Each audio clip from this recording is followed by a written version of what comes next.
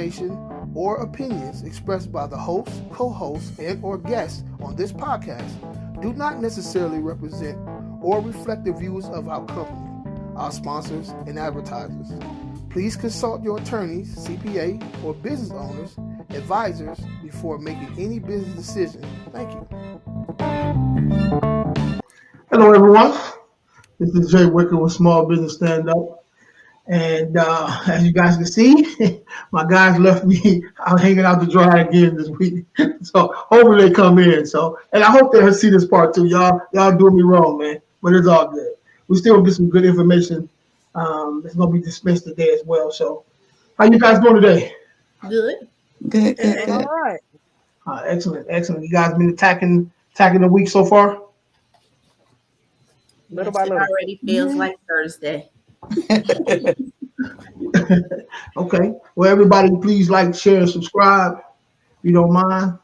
Let's see if we can get these numbers up on everything and get these good questions out and all that stuff. So now listen, we're gonna have a couple people doing some do some presenting. So you guys get ready. I might call on you anytime. You know how I rock. So so all right. So let's get started here. Well, first of all, how are you guys doing? Let's, we always talk about business, right? Started off. So how are you doing personally?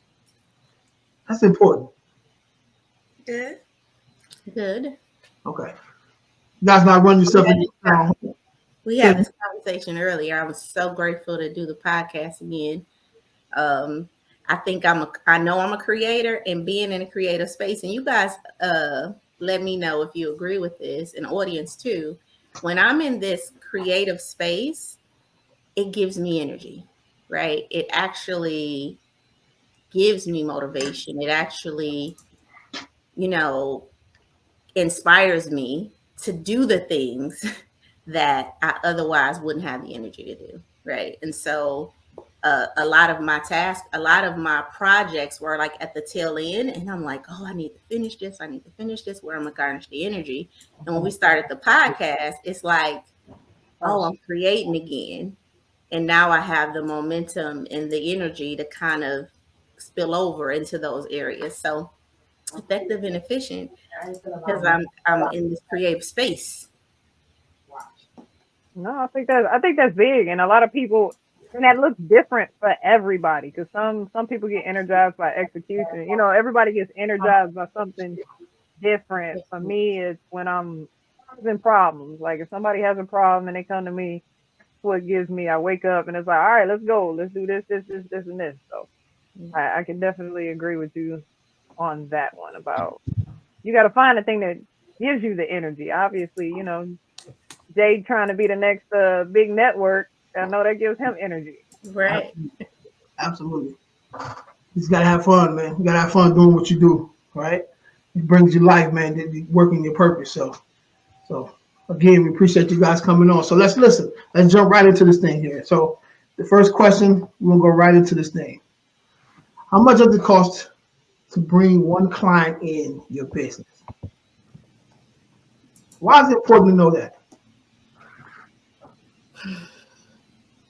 So I think for the first part of the question of how much does it cost to bring a client in, that's going to vary depending on the business, depending on what your forms of marketing are. You may be a person who does very well with word of mouth marketing. That doesn't cost you too much of anything. But if you take your word of mouth marketing to the next level and you start actively asking for referrals, well, then you can start to spend a little bit of money. But it's important for you to know that information so that you're able to figure out how you can best scale, for you to know what's working for you, what avenues are working for you, and then maybe what avenues are not. Like I said, for example, if you were using word of mouth marketing and then you decided to go and get into social media marketing, and maybe you're running ads on Facebook, but then your cost per click may go up to,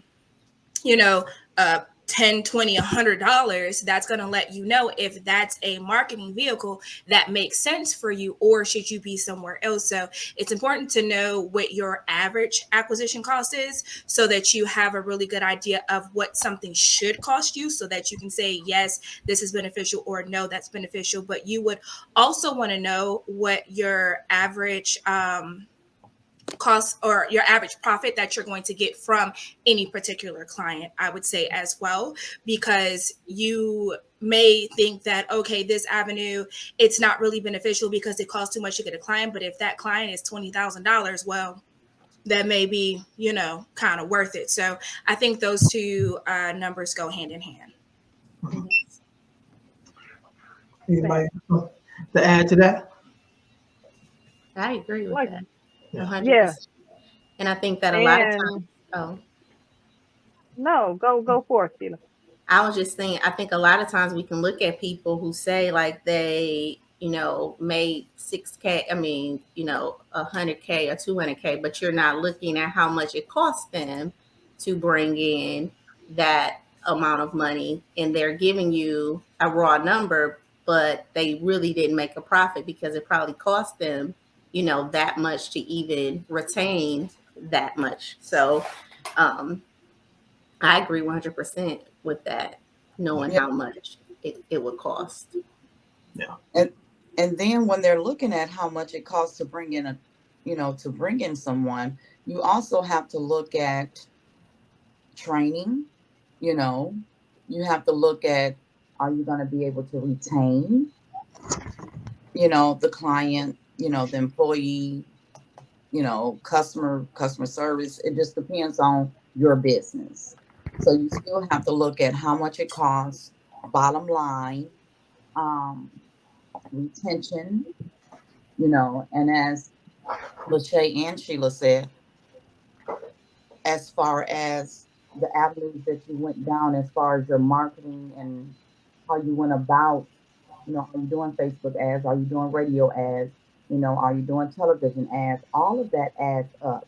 And then once you get the person or the client or the employee, you got to look at, your training. Is the training 2 weeks training? Is it 30-day training? Is it 1 week training? All of that costs, the materials costs, then you have your labor, So when a person says, they made X amount of money, did they deduct that? Yeah. Because it goes right to your bottom line. And I think off of what everyone is saying too, a key point is that you have to make sure you're tracking this stuff too. That's key, even before, for you to know any of this stuff, you have to be tracking. So I think that's something that a lot of entrepreneurs forget to do, to create a system for how they're going to track your leads. A lot of people don't even know where their leads are. So how are you going to calculate what your average cost is if you have no idea where your leads are even coming from? So I think tracking is really important, and making sure that you have a full tracking system for every expense with your business. So like Tamika was saying, what training are you participating in? What subscriptions are you participating in order for you to maintain and manage your business? So I think tracking is really important too, kind of on the same topic, and something that goes hand in hand with it. Yeah. And how much are you willing to pay? I know me and Danielle just met, what was that, Saturday? Yep. We went through the customer's journey, right? So when we do this, then we want them to do this, and then we want them to go here, and then we want them to go there. And really going on that customer's journey will let you know, like, okay, so I may pay, right, my marketing dollar here, but I have all these spots where we're going to kind of get this back and retain them. So I'm gonna retain them this program, and then they're gonna ascend to this program, and then they're gonna ascend to this program, right? So an ascension process to keep that customer in there. So you may pay a lot more in the beginning, but you have them on a journey where they're with you now. And so you're not paying over and over that amount for that customer, that particular customer. Yeah.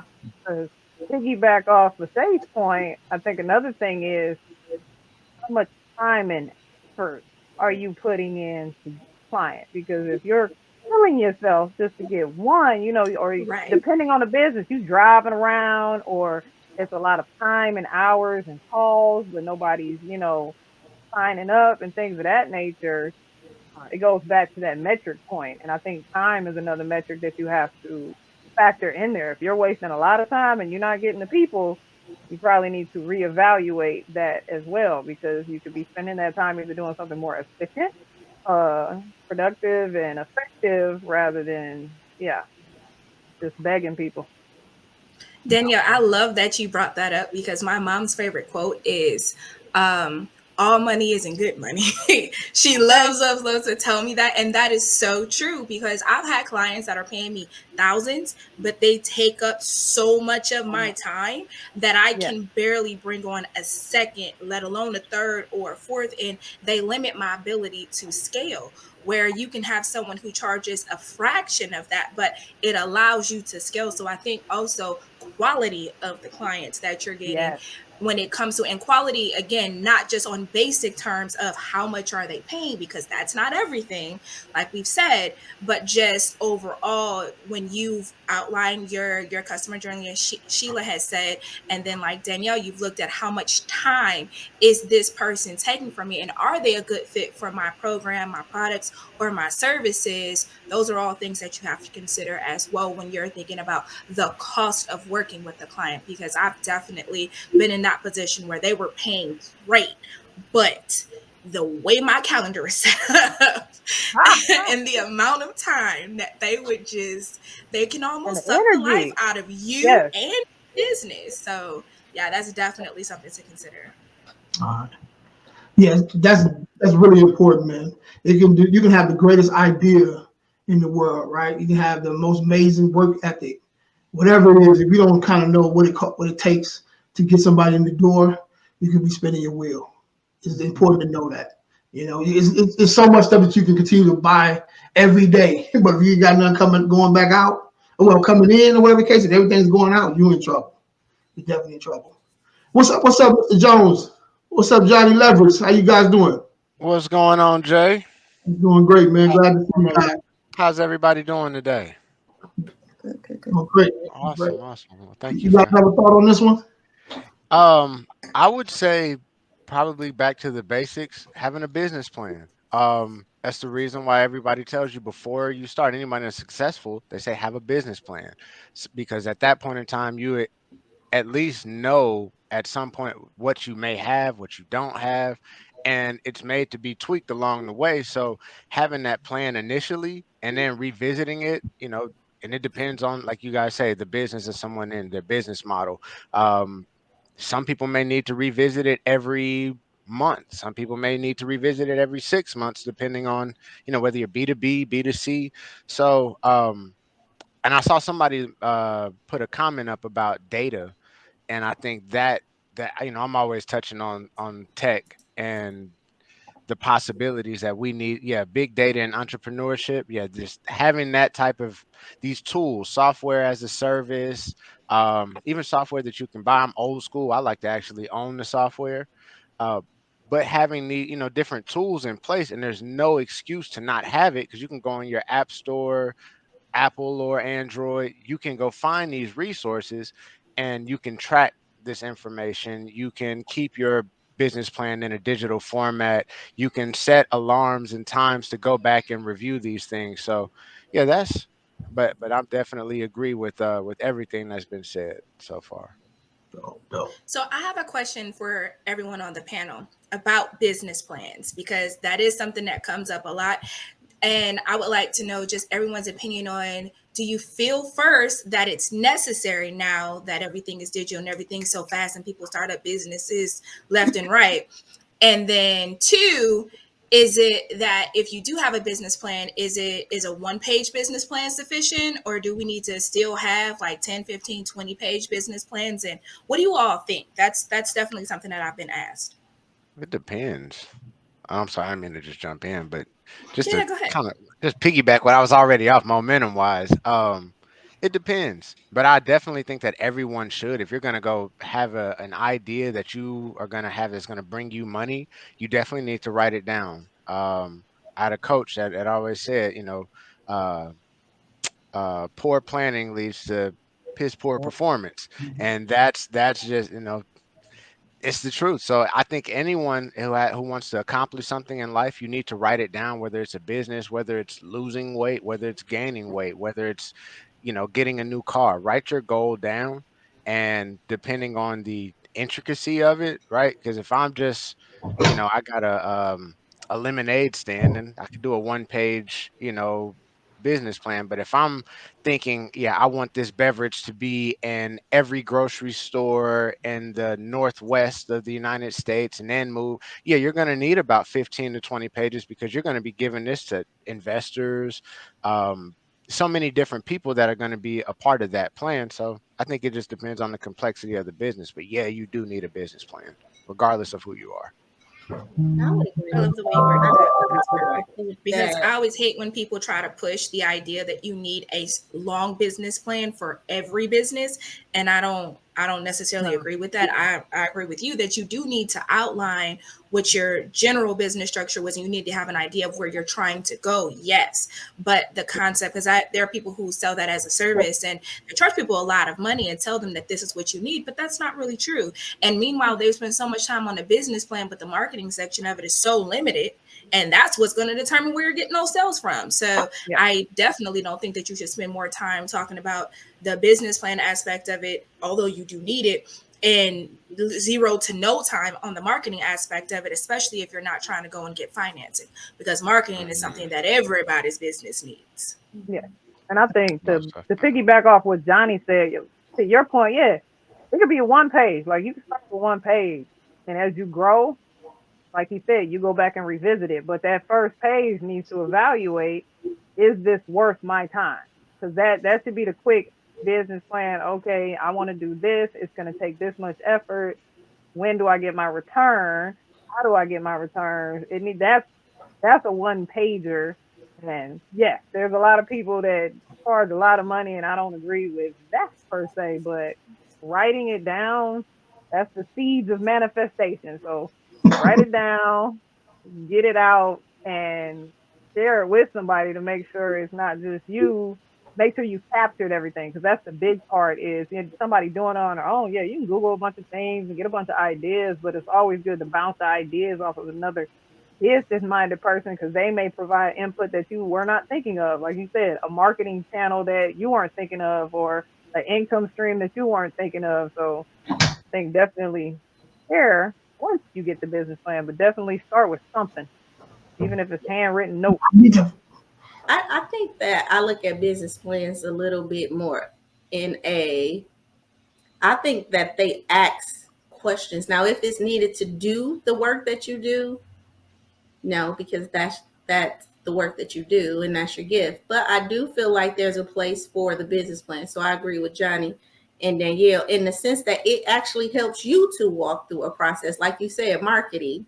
Oh, I'm stuck on this. This is where I'm going to probably need some help at because I don't know how I'm going to market this. So maybe that's where I need to go hire me a marketer or budgeting. Okay, what should I be charging? How does this? That's probably where I need to go and now hire Danielle to help me facilitate this part, And I really do feel like as an entrepreneur in the beginning, we are so focused on the thing that we do.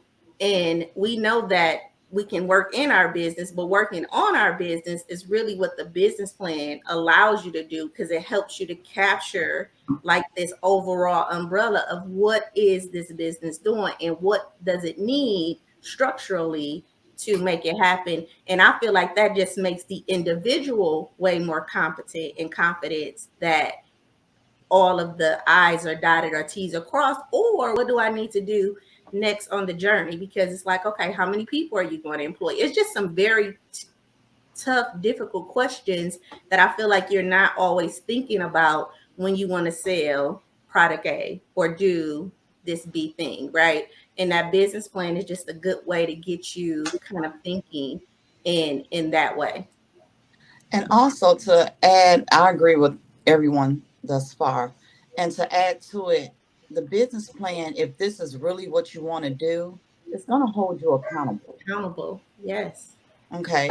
It's going to make you put, you're putting your skin in the game. It's going to make you it's going to hold you accountable. And you need that strategic plan of, what you're going to do. Like Sheila said, how you're going to do it, who you're going to hire.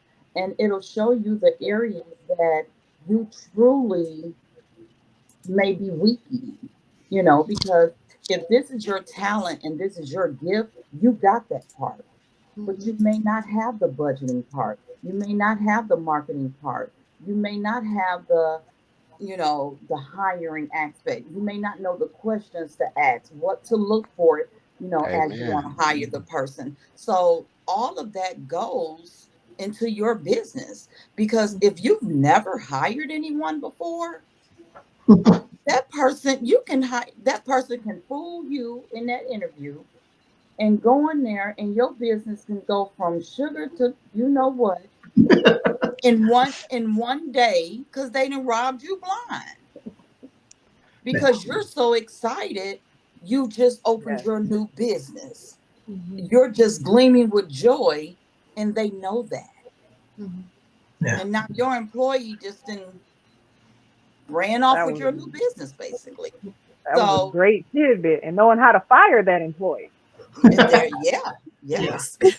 So I do think it's a great question, because I think as new entrepreneurs, novice entrepreneurs, and even some entrepreneurs who started successful businesses never had a business plan. When they come back around the corner, it's like, but did you think of this? No, because you didn't go through the business plan, right? And really have an idea of structurally what am I going to need. So structurally, I feel like those questions in a business plan, every business in some way, shape, or form will have to face that if they feel like they're going to be successful.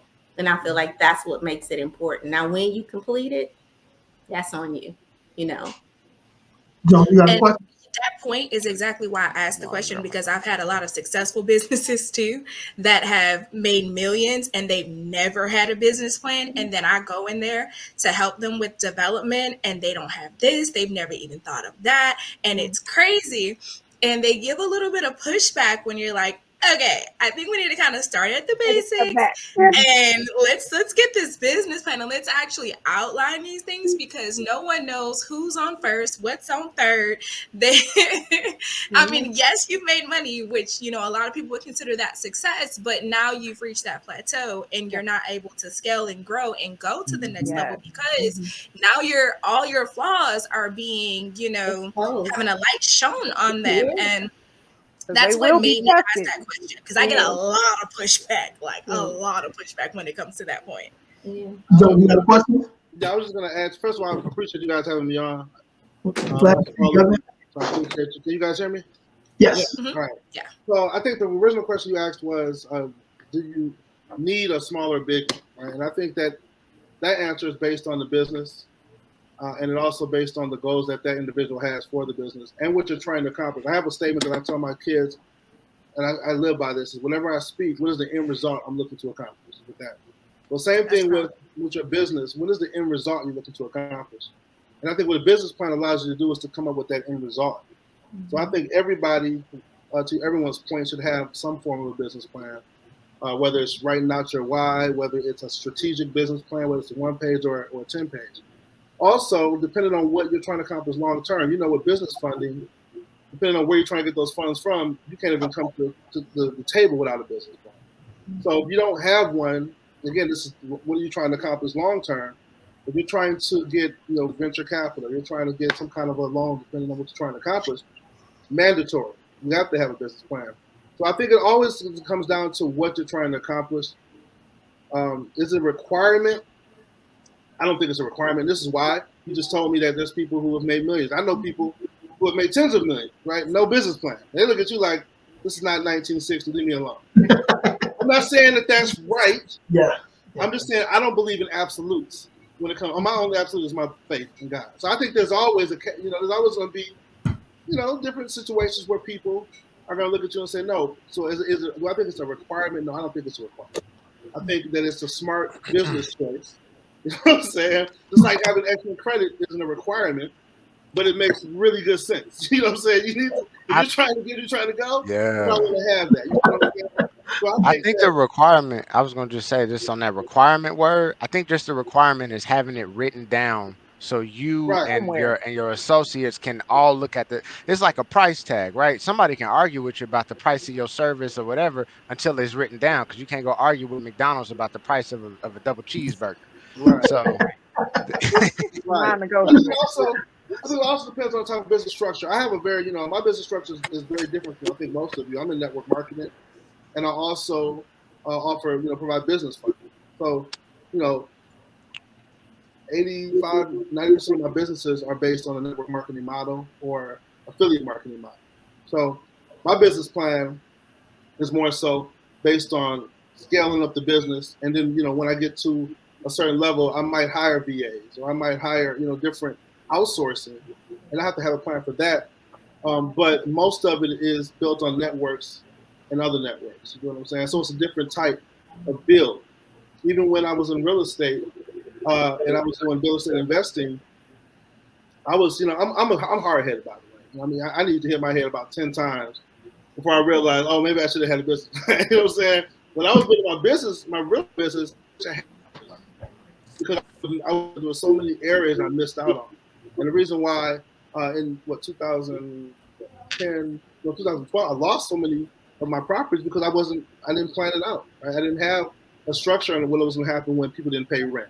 I didn't have a structure put in place, as a contingency plan as far as when things break. You know what I'm saying? I didn't have one. I was just buying properties, locking them on, and also I got rent, not having a plan of action. So I think that your business, depending on what type of business you have, everyone, like you said, Johnny, everyone should have one. The complexity of it will be based on the business and the end game you're trying to accomplish. So to all the people that's out there now, man, that's looking at this and who's going to see this in the future, it's important to have one. It's definitely important to have one. Once you get that, of course, you want to look at what it takes. How much money it takes to bring somebody into the facility, right? To get some of your services or whatever, whether it's a website or whatever. So the next question is this then, right? What are the conversion ratios, though, right? You get all these people. Say it one more time. I'm gonna jump on that one quickly. Well, go ahead. Okay. So all these people, you get these people coming. So what that look like, right? What are the conversion ratios, right? You need to know that, or do you need to know that? Yeah. So I wrote a book called "How to Create a Six-Figure Business from Home: 10 Steps to Overcoming Your Self-Defeating Habits." And one of those chapters talks about know your numbers. Every business, there's numbers. And if you get down to the basics, the numbers outweigh talent. The numbers outweigh tenacity. You can be really bad and go through the numbers properly, and you'll still have success. Absolutely. The challenge is that most people are afraid to go through the numbers, right? And so I tell people all the time, whatever industry you're in, learn the numbers in that industry. Find out who has the most success in that industry. Figure out a way to learn those numbers, whether it be talking to them directly, or maybe you have to do a little research. Maybe you got to watch a few YouTube videos. Maybe you got to buy some books. Whatever you got to do, identify those numbers. And if you focus on those numbers consistently, the other stuff you'll learn, right? Of course, I'm not taking away from all of the important tenets of building a business, mindset, and obviously I have a chapter called Going Pro, and that means really learning your industry and becoming a professional in your industry. But if you learn the numbers game, the reason why I was to be successful in everything I've ever done is not because I'm really good, because I identify the numbers and I go through the numbers. Yeah, man. As far as the conversion rate, for me, I'm here. I'm not paying for I don't pay for leads. That's just my thing. I'm just old school with that. I paid for leads before, and I feel like that's a business in itself. You know what I'm saying? Absolutely. You know what I'm saying? And I'm not. And I have this thing called "You ain't finna spend me." That's my motto. You ain't finna spend me, man. I don't like buying leads. So even with Facebook leads, I've done that and I've had some success with it. But I don't speak on it, not because it doesn't work, because I haven't had as much success as maybe you guys have had. And so I don't like losing money. So what I leverage free avenues, right? I try to master, TikTok and master IG and Reels.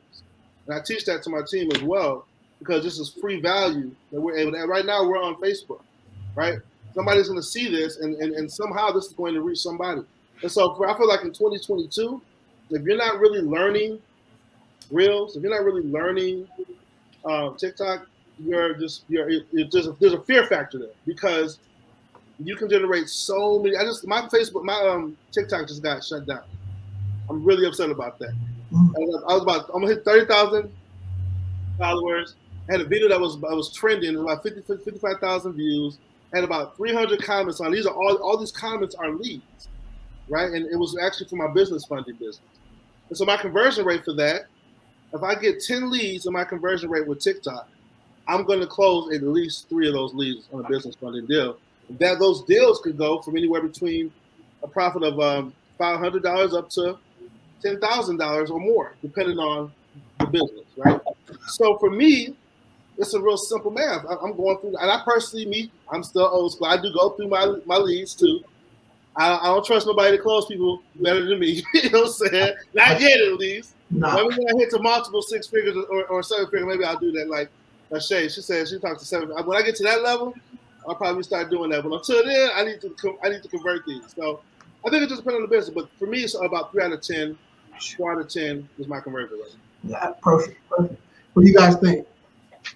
Well, I know that it was very new to me, coming from therapy and being very much referral based. And, so you're waiting for people to actually take you on their caseload, and switching over to online. It was like, okay, what do I need to do? Like similar to what he said. So I post a post and I get all these people to comment, and I go in there and then I ask this.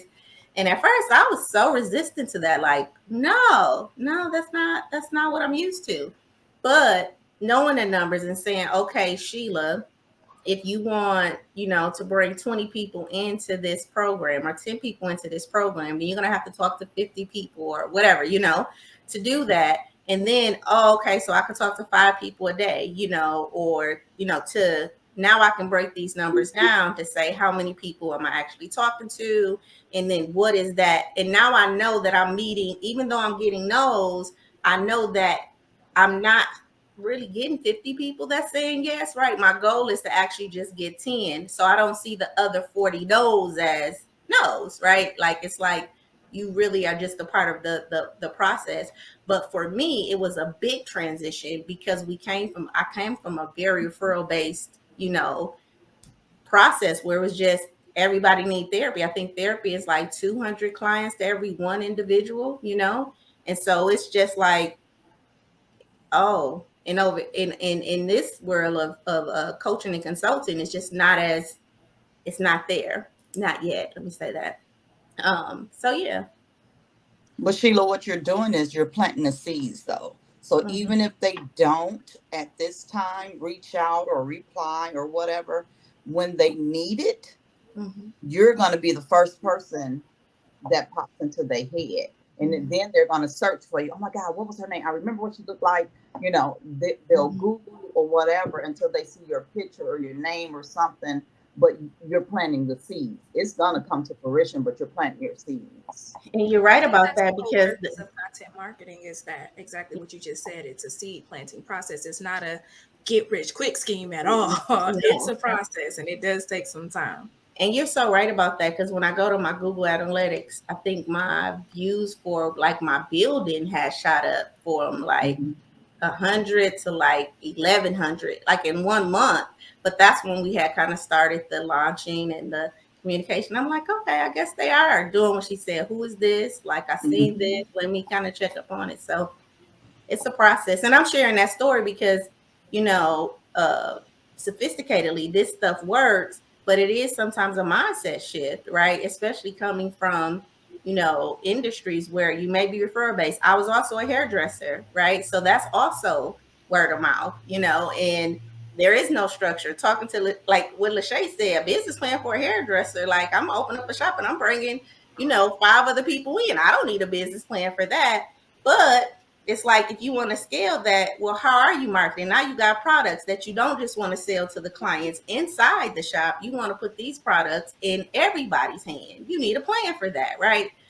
So you can make a lot of good money and not have that business plan, but you are going to hit some type of roadblock where you have to come and ask these questions. But industry wise, as far as referrals, that's really going to determine, when you make the transition into your own business, how to understand this, what Mr. Jones is talking about and what LaShay is talking about. Like, hey, you got to know these numbers, because it ain't always as fluid in every industry. And I think get referrals. That's a perfect segue into what his original question was about, knowing your conversion ratio. And you mentioned earlier, Sheila, the exact thing you need for that, your buyer's journey.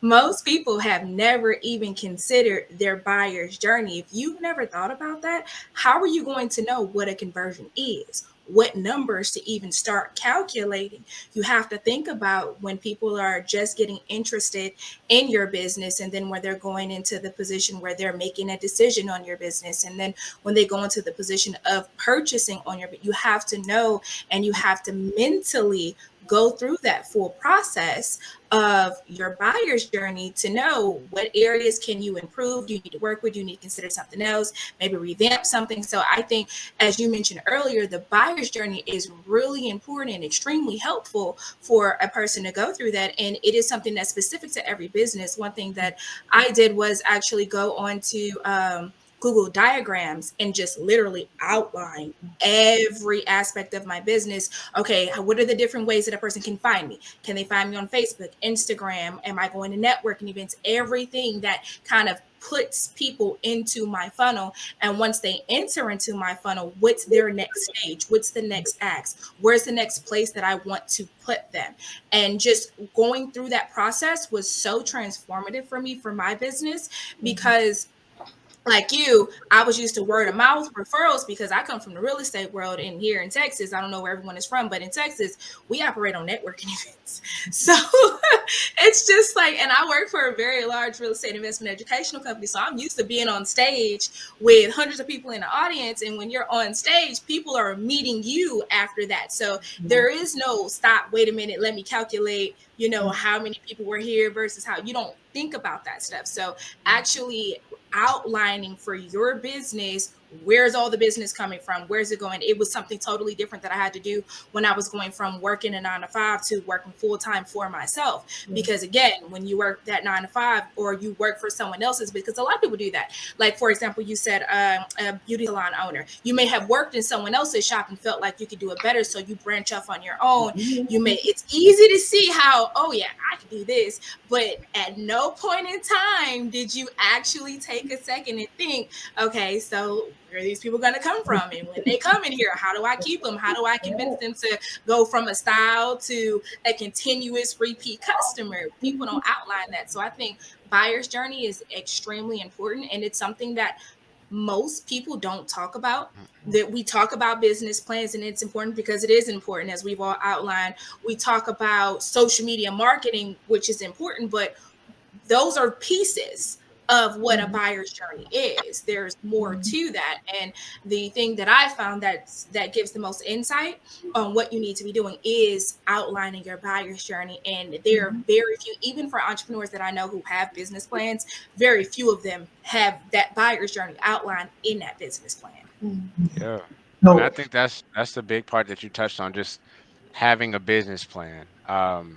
And I mean, just having a plan in general. When you wake up on your Saturday morning, right, you don't just waste it. You're thinking, all right, I got to go to the grocery store. I got to get gas. I got to do this. And you're thinking about the numbers along with it. So that way you can, all right, well, let me check my account. Cool. You know what? This bill didn't come out yet. This on auto pay. So I think LaShay, you just broke down the perfect reason why somebody does need a business plan, just on that why situation, because I can wake up and say I'm gonna do something, but even if I like with Jones, Mr. Jones, what he was saying, I think in a lot of like network marketing spaces, you don't have to worry about it because the business plan was already made technically for you.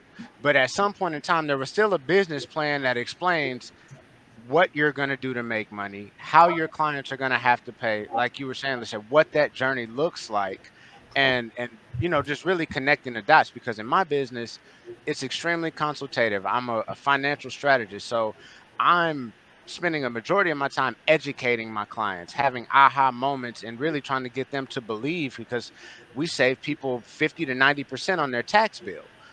We eliminate capital gains tax. So when I'm explaining and giving this information, I had to have a talk with myself and understand, all right, you're really planting seeds. Ms. Tamika, you said that part, you're planting seeds, because I can't expect somebody to make a decision, especially if the nature of my business specifically is talking to someone that may have a $600,000 tax bill, and you're like, what? You can lower this 50 to however much, you can do that. So you're gonna need to plant the seed, give supporting information.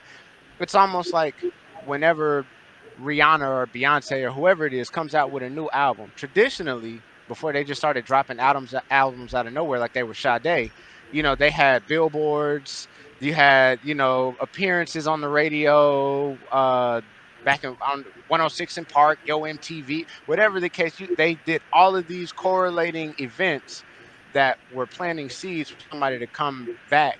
And I think, like, depending on your business, that's what really needs to, be focused on for the conversion ratio. How are your clients going to come to you, and then what obstacles lie in that journey? What hurdles do you need them to overcome before they're ready? Versus if I'm, selling water, I don't need to. There aren't any hurdles. It's like you said. Everybody needs water, so I don't, have any issue with that. With as far as having these things in place, right? Your business plan. I think that's something that we obviously need to have as business owners and entrepreneurs. So that way we can get the analytics or the data and revisit, right? So that way we can either figure out what our conversion ratio is, or optimize it, or, just figure out how we can make our overall operations more efficient.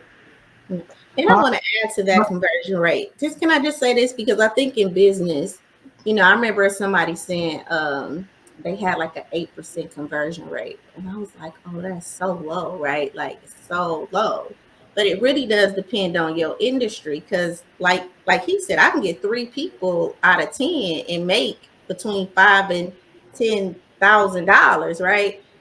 When we're talking about conversion rates, and somebody is saying I have a 20% conversion rate or a 10% conversion rate or whatever, those numbers, depending on the industry, are really great numbers. And I also didn't know that, because I was like, wait, that's like a really low number, like 10%. Like, no, Sheila, that's good. Like, you got 10 out of 100 people. Like, do you know that? Like, you're doing good, and what you're going to make for this 10 is going to benefit you back to your numbers of how much you paid for these 10 people. And I think it's just a whole understanding of what is conversion rate, what's a good conversion rate for your industry, right? Yeah. For somebody else's industry. And then also just the mindset, moving from the employee, like LaShay said, you was doing here, to the employer. Now you're the owner of that business. And that's a whole different mindset that you're taking on, and being responsible and steward over that business. You must take that shift in your mind, right? And Okay. to piggyback, Yeah, go ahead.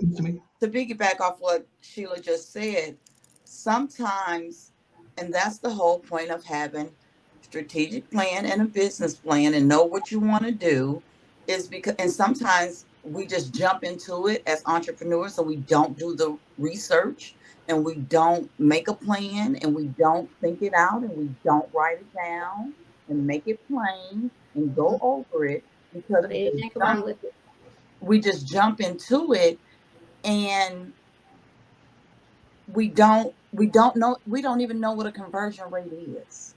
You get what I'm saying? So we don't even know the number. We don't know what's a good number. And if someone tells us what a conversion rate is, we're not even looking at it in our category of what our business is. We want to look at it to another category that we're not even in. We want to compare ourselves to our girlfriend. She's a bakery, but I have a beauty supply. You get what I'm saying? So we're not even in the same category, but I'm mad because she makes more, her business is doing better than mine. Well, why should I'm not supposed to compare my business to hers, because we're not in the same industry. But we don't know that. Well, listen, we have a business we want to highlight, Miss Danielle. She has a couple things she want to talk to us about. Phenomenal entrepreneur. You guys may have some questions afterwards, so the floor is yours, Miss Danielle. And it's so crazy because you picked me to highlight it, and I was like, let me use this time to get a little bit deeper. And literally everything we talked about was what I wanted to kind of share and give people insight into what I do. So DCDR Solutions is my business. Small business entrepreneurship coaching. A lot of it is focused on exactly what you say. Those people that, I always say this, think they want to start a business. I help go through all those basics, because somebody will be very passionate about an idea, for a product, but they need to understand at least minimum the basics of what they are getting into, and if they really want to do this business or if they just want to keep it as a side hustle, because those are two completely separate things. They're not the same. So my background, I wanted to dig a little bit deeper into that. So I'm 20 years in manufacturing.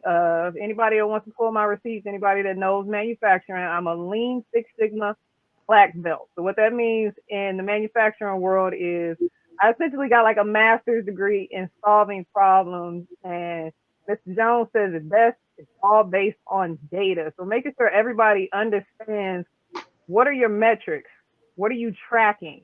Because you can't know how successful you are and how successful you are going to be if you do not know the numbers. And so many people, he said it, you don't even know what you're measuring. You don't know any of these numbers. And it's amazing. LaShay said it, how many people that'll be in business and they don't have a lot of those foundational concepts established. Mika said it, bringing people on. Do you know how to interview somebody?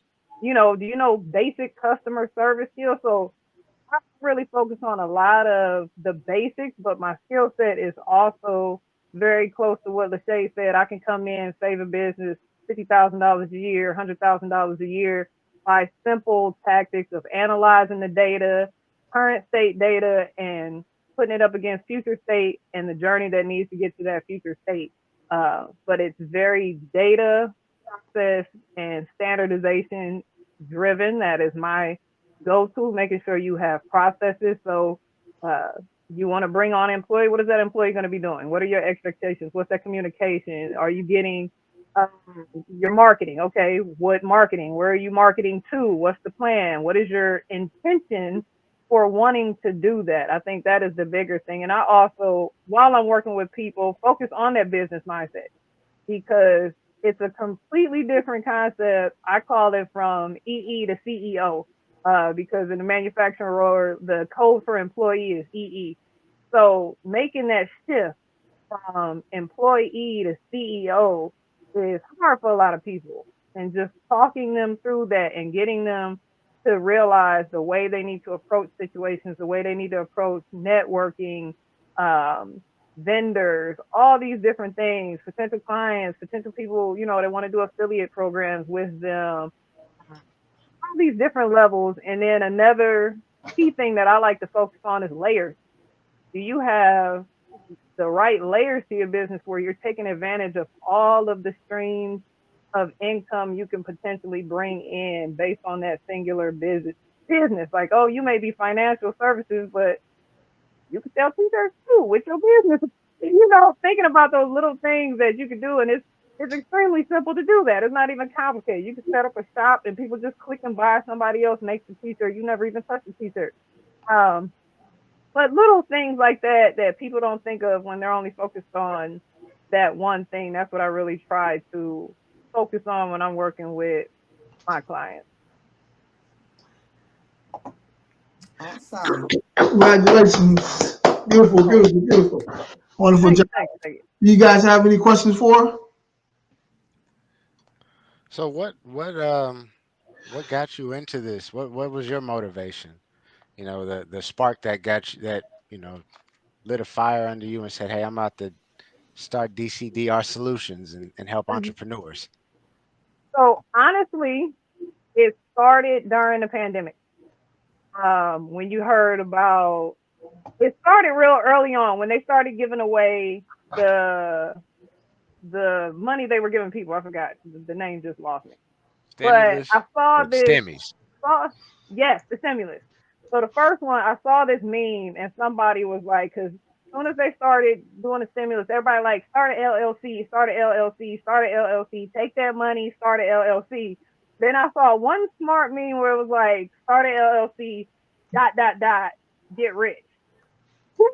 And I realized, like, everybody was yelling at everybody to start an LLC, but nobody was telling them what they needed to do once they start the LLC. An LLC does not automatically generate money. That's one part of it. And it was that combined with the fact that there was a big difference to me between businesses that learn how to pivot during the pandemic and businesses that failed. And it was like, who's teaching these people some of the things they can do to pivot? Like, okay, you know, some people caught on, but being in Birmingham, Alabama, you still saw so many people like, why is this restaurant closing? Like, people still eating. You can't close the restaurant. Like, why aren't you on DoorDash? Why aren't you on Uber Eats? Why aren't you advertising? Why aren't you dropping off plates if this is your business and you're, you know, or why you pivot to something else? And so, but that was really the foundational spark. And then, because I was helping my business partner start his single business and watching him do it and be successful and just doing these little tips and just being that commentary and that voice in his ear, like, hey, you know, you probably need to do this. Oh yeah, I do. And you probably shouldn't do that. You should probably do this. And watching the success that he did, that really catapulted me, because you heard about so many people closing businesses, but at the same time, so many people open businesses during the pandemic and are extremely successful, and just want more people to land on I made it through the pandemic with a good business rather than the pandemic destroyed my life. Wow. Wow. I like that. Yes. I like that. No. Anybody have any more questions?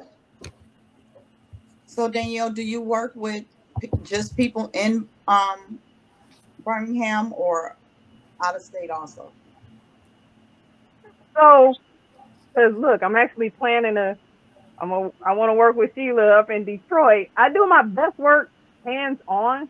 A lot of that comes with comes with a travel cost, but a lot of the work can be done virtually. But for people with very well-established businesses, it's best to do on-site, because you want to see it. Because a lot of people, you know, as the head of a business, are you coming in? If you have like a 24-hour operation, are you coming in at all times of night? Are you there in the morning when everybody else gets there? You know what I'm saying? So like those little things that people don't, or do you really know what your staff is doing? Because I have a certain way about me. I can blend in real nonchalantly, and people will tell me a lot more than what they probably telling the boss. And this is why you're wasting money. You know, your people is they cutting corners. They're not doing what they're supposed to do. And so that when it comes to more established businesses, I like to be on site, but a lot of my base work can be done virtually. Okay. I just wanted to know so I can share it out. Yeah. No. Any more questions?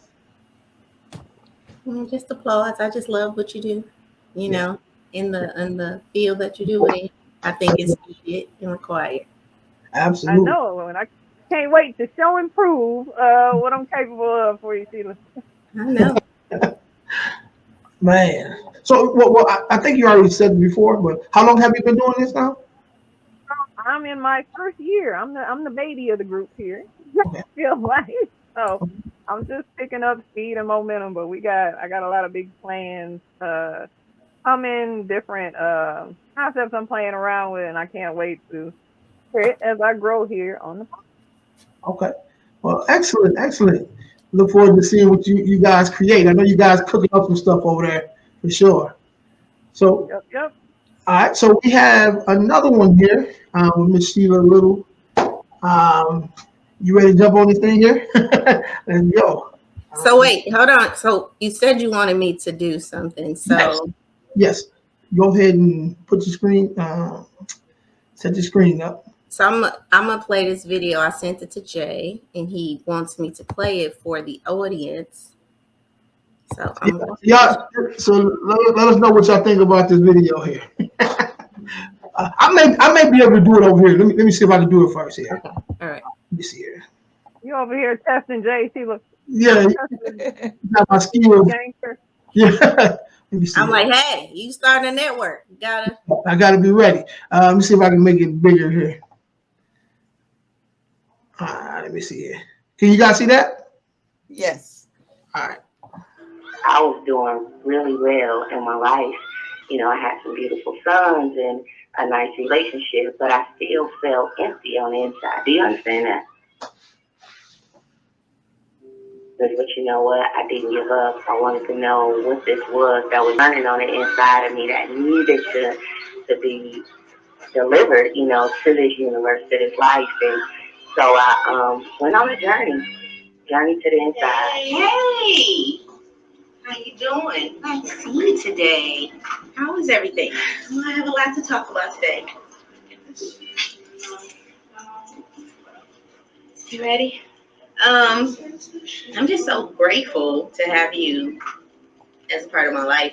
Ever since I've been meeting with you, I've really been realizing a lot of things. I think I've become very bossy because of, my brothers and being around them and just resistant to like the change that was happening in my life. And I was very attitudey. I mean, I just would get really attitudey at times. And it's because I was tired. I was just really tired. But ever since I've had this meeting with you, I promise you, I've realized that I am a beautiful, gorgeous, navigating energy successfully. And I just want to say thank you because you've been here for me. Too, Ennead. So thank you. That's it. So awesome. Man. What it is that I do, I really help to make individuals whole. A little bit about my backstory. I grew up in Saginaw, Michigan, which was called the #1 murder capital of America, and I actually grew up in that neighborhood that saw a lot of violence, but I just always knew that wasn't the life for me, but I didn't know what my life was. To add to that, I am a minority woman in a majority system. So not only can I not find out who I am as an individual, but I can't find out how I fit in this stupid system when it's not really built for me, I've realized that I am a beautiful, gorgeous, navigating energy successfully. And I just want to say thank you because you've been here for me.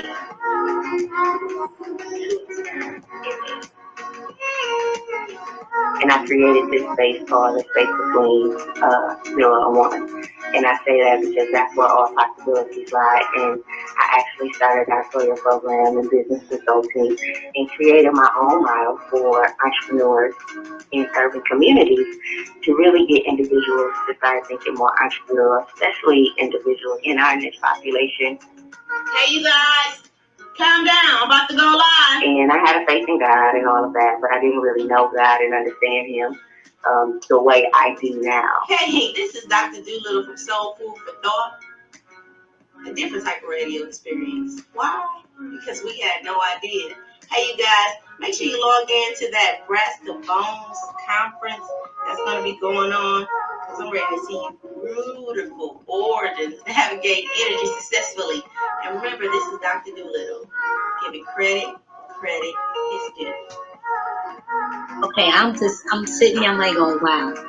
It's wow, because that is a lot, but that is great what you're saying. You realize you were blaming others, but once you took an inside journey to yourself and you found yourself, you were creating your own mishaps and your own blockage to what it is to your success in the future.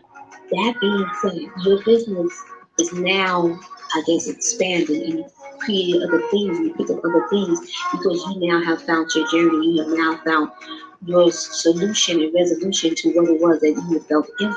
So do you still feel empty? Oh no, I feel so full, and I think that's what it is. I tell people I don't feel powerful, I feel full. Because when you're full of whatever that is, you're able to pour it out. And we do that. Our last venture was Soul Food for Thought, which is a radio show that we have. And basically it's soul food. Soul food is the food that somebody didn't want to it to the side. And somebody looked at that food, and when they looked at it, they saw something in it. They saw past the negatives, they saw past all of the problems, and they put some love in it. And that type of love has to be a soulful love to see past that. And I think that when we talk about minority and disadvantaged populations, that is exactly what we're missing. And that is that element of truth that we bring back to those individuals by being able to see past what you think is a negative and turn it into a positive so that you can experience the soulful love and then be able to be full of it to provide to your family, your friends, your community, your businesses. And that's really the only way that you can influence disadvantaged and minority populations, providing them with leadership development, emotional intelligence, the power of trust, and things like that. Cater to that specific minority so that they can be able to use those skills and transition them from the place they used to be to where they're at now, using their prior real, REEL, to really help them function in today's real, the REAL.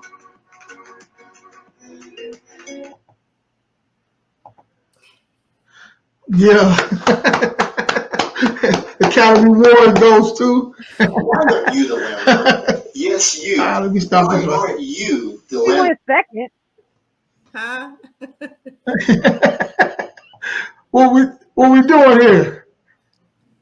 Um, Okay, no, I'm sorry. I'm busy reading over here. So, man, you guys have any questions? You still got some stuff you got to talk about anyway, but just based on that alone, you have any questions on that? I don't have any questions. I just want to say I love it. Yeah. I love the message. I'm just hoping that people get the message. I love it. I love the Rubik's Cube. You know, I love everything about it. Yeah. Yeah, I agree. I love it. I think the storyline that you told was amazing. I felt that personally. Mm-hmm. I think the imagery throughout of that was amazing. I felt that personally, and I think that right now there's a great need for what you're offering in our community. I mean, yeah, and I say that, and I don't want to speak for everybody, but I was incarcerated, and one of the greatest things that happened to me in my incarceration was therapy. That changed my life, literally. And I think people don't understand the importance of it. And it looks like you're tackling so many different types. I mean, there's therapy within your personal journey through life. All of us have had things that have happened to us that have impacted us. Therapy in business and that transition and trying to develop yourself from the employee mindset into a leader, right? And battling all those self-defeating habits. And it sounds like your mission is going to help a lot of people. So I'm just asking God to continue just to bless that vision. Yeah. Multiply it tenfold. You're going to impact a lot of lives. Yeah, I want to piggyback and just say kudos because you offering yourself to be a safe space for people to be vulnerable, and this, especially when you're an entrepreneur and you gotta hunt your own food, and you spend so much time in this bravado-esque environment to where having a resource available for you to be able to open up, right, and just get some of those anxieties out, or some of the things that you just have in your head that may turn into negative self-talk, being able to have an alternative for that, like, yeah, thank you for doing what you do.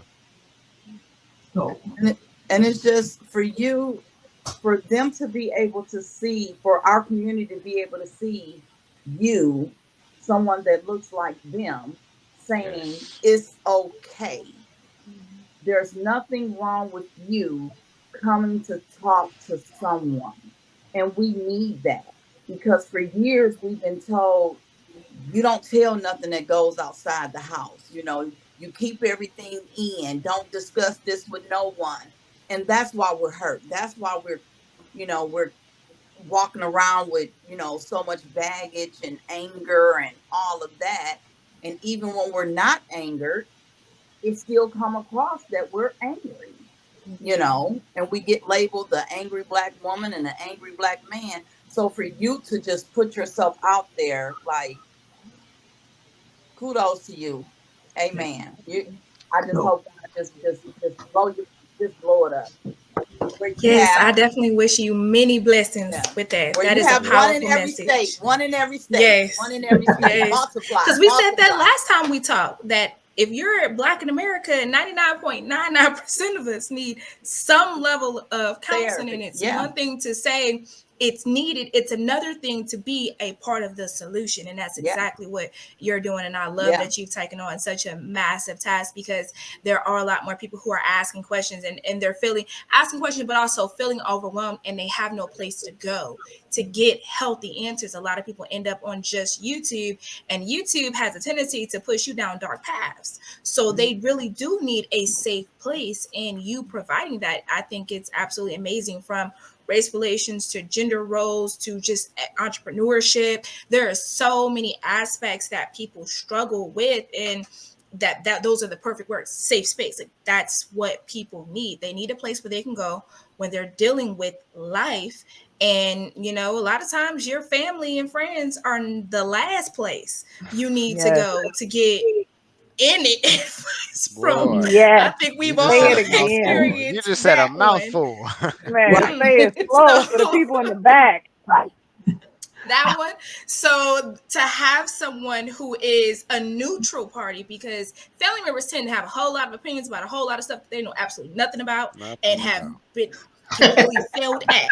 They got opinions on how went wrong. So that whole dynamic just doesn't lead for a positive conversation in most cases. So having that neutral party, I think, that's what a lot of people need. And I think we as a community need to take away that stigma of counseling.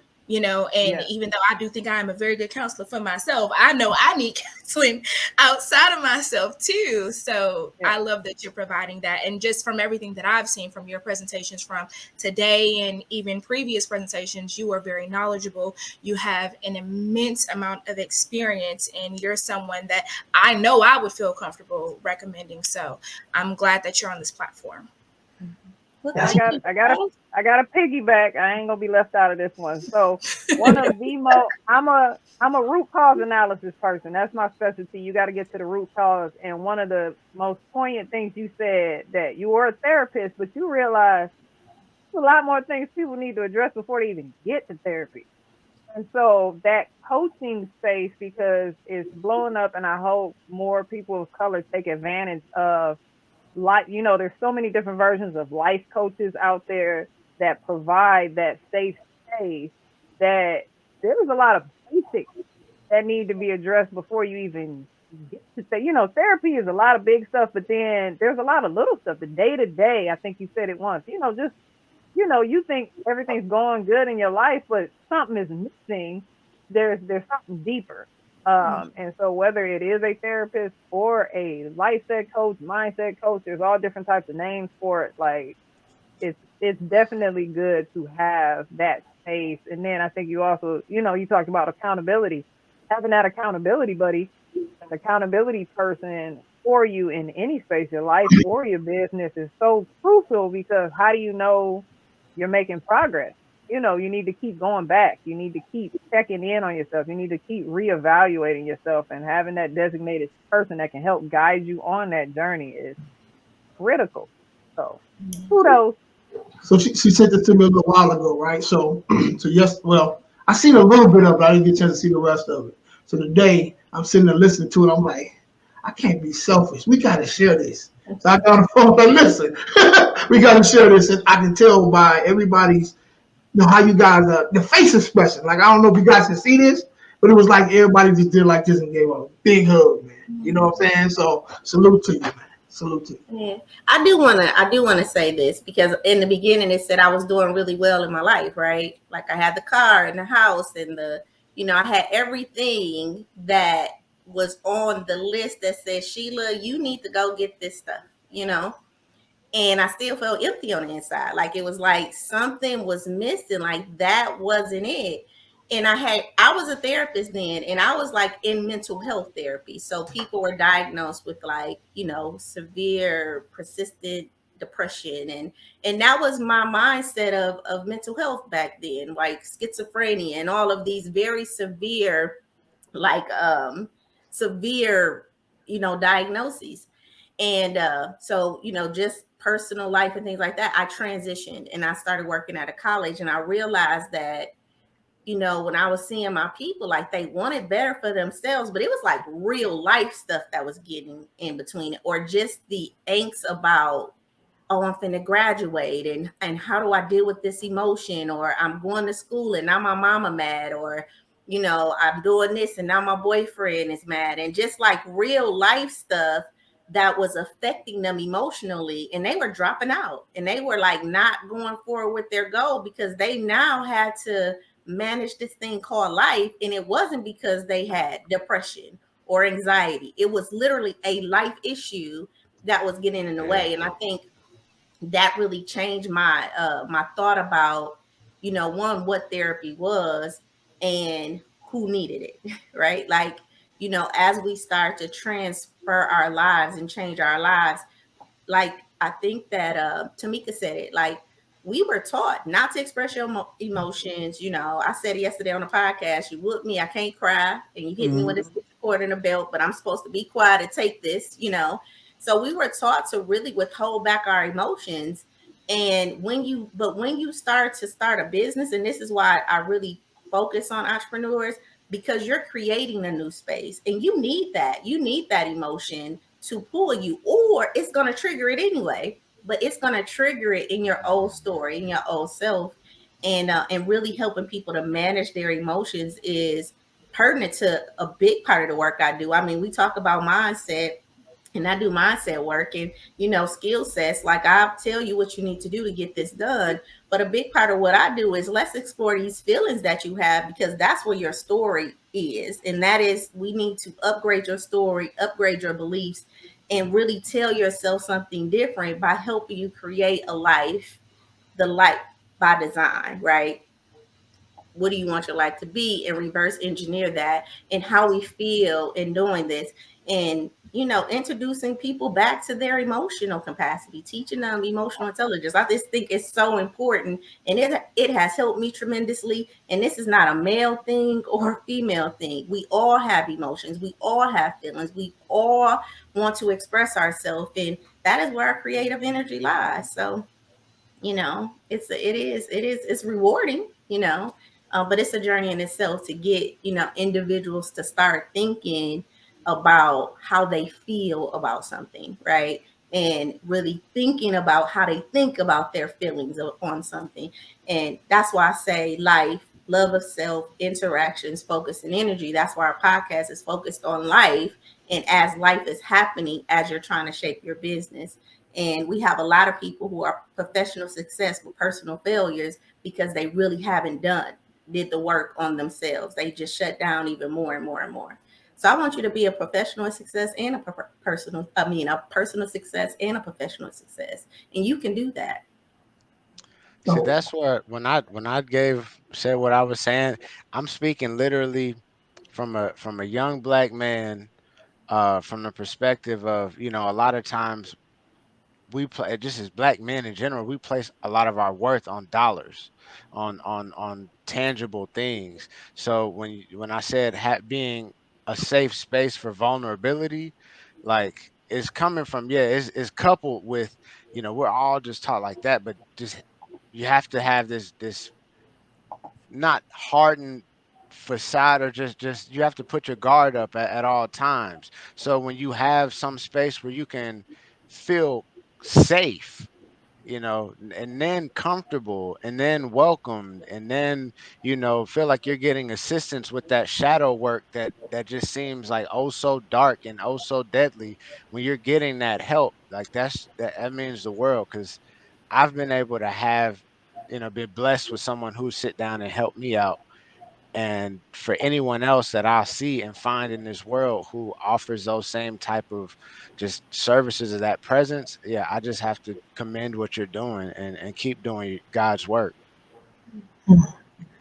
Dope, man. Dope. Hey, listen, I know this is a roller coaster here, guys. Yeah, so we're gonna keep rolling, man. We're gonna keep rolling. And also, if you guys want more of that from both of those ladies, tell them a little bit about the podcast, guys. So we have the Shaping Solutions podcast, How to Elevate in Life, with Jay is our engineer, and it is actually on Mid City Network, and we come on at 7:30 on Monday, 7:30 Eastern Standard Time. And it's just about that, how to elevate in life, your love of self, your interactions with others, your focus, and your energy. And I use the word energy, but really energy is emotion, right? And really how to manage this emotion that's happening in our life, and really make it a part of our experience and not, push it away. And so, we come on. Yesterday we had Unlock Your Potential. I thank all the audience that watches and shares. We have Mindset, and we're going on week 3. So I'm enjoying myself. How about you, Danielle? Am loving it. I felt very energized. I think this will help start planting those seeds of change that are so needed right now to get people basically piggybacking off of what everybody said, getting to understand, one, it's okay to have help. 2, it's important to get the help. Of course, you want to make sure that the help works with you. To Johnny's point, you want to make sure you feel comfortable and welcome. So that's what we're trying to create, a very comfortable and welcoming space, and talking openly and sharing experiences and whatnot. I think we're not scared to share our experiences with the hopes and intention that it will make somebody think twice about maybe where they're at in their life or some of the decisions that they're making. So very powerful stuff we're sitting on. Yeah. And it's free 99, guys. So tune in. Free. And you guys are all welcome to come on our show or just pitch us ideas, right? Like, hey, you should talk about this. Have you thought about talking about that? Because I definitely want to make sure that we're speaking to the needs of our audience and not what we think the needs of our audience is, based on our personal experiences. So if you have any advice, if you want to come on, talk about things, then that would be good. Just on the life side of business, right? Excellent. All right, guys, let's jump right back into this thing here. You guys ready? All right, let's go. Ooh. Nice. What are your strengths and weaknesses in business? Let's see who's gonna keep it real. I got you. I always keep it gangster. Let's Let's do this. keep it gangster all the time. That's my motto. Yes, sir. Number one, I'm gonna start with my weakness actually, because I think that's the hardest part for most people to talk about. And I try to attack it so I can strengthen it. But one of my weaknesses is I'm loyal to a fault when it comes to business. Right, I will literally ride that joke until it's falling off the cliff because I believe in it so much. And sometimes we have to have the. We talk about emotional intelligence to say, wait a minute, this ain't the smart move. You should, you need to make another decision. So I can be loyal to a fault. Also, I think that's my biggest one, because when I look back at all my business moves, the one that I think got me in the most trouble is just not knowing when to get off of the ship, when to get off the train, right?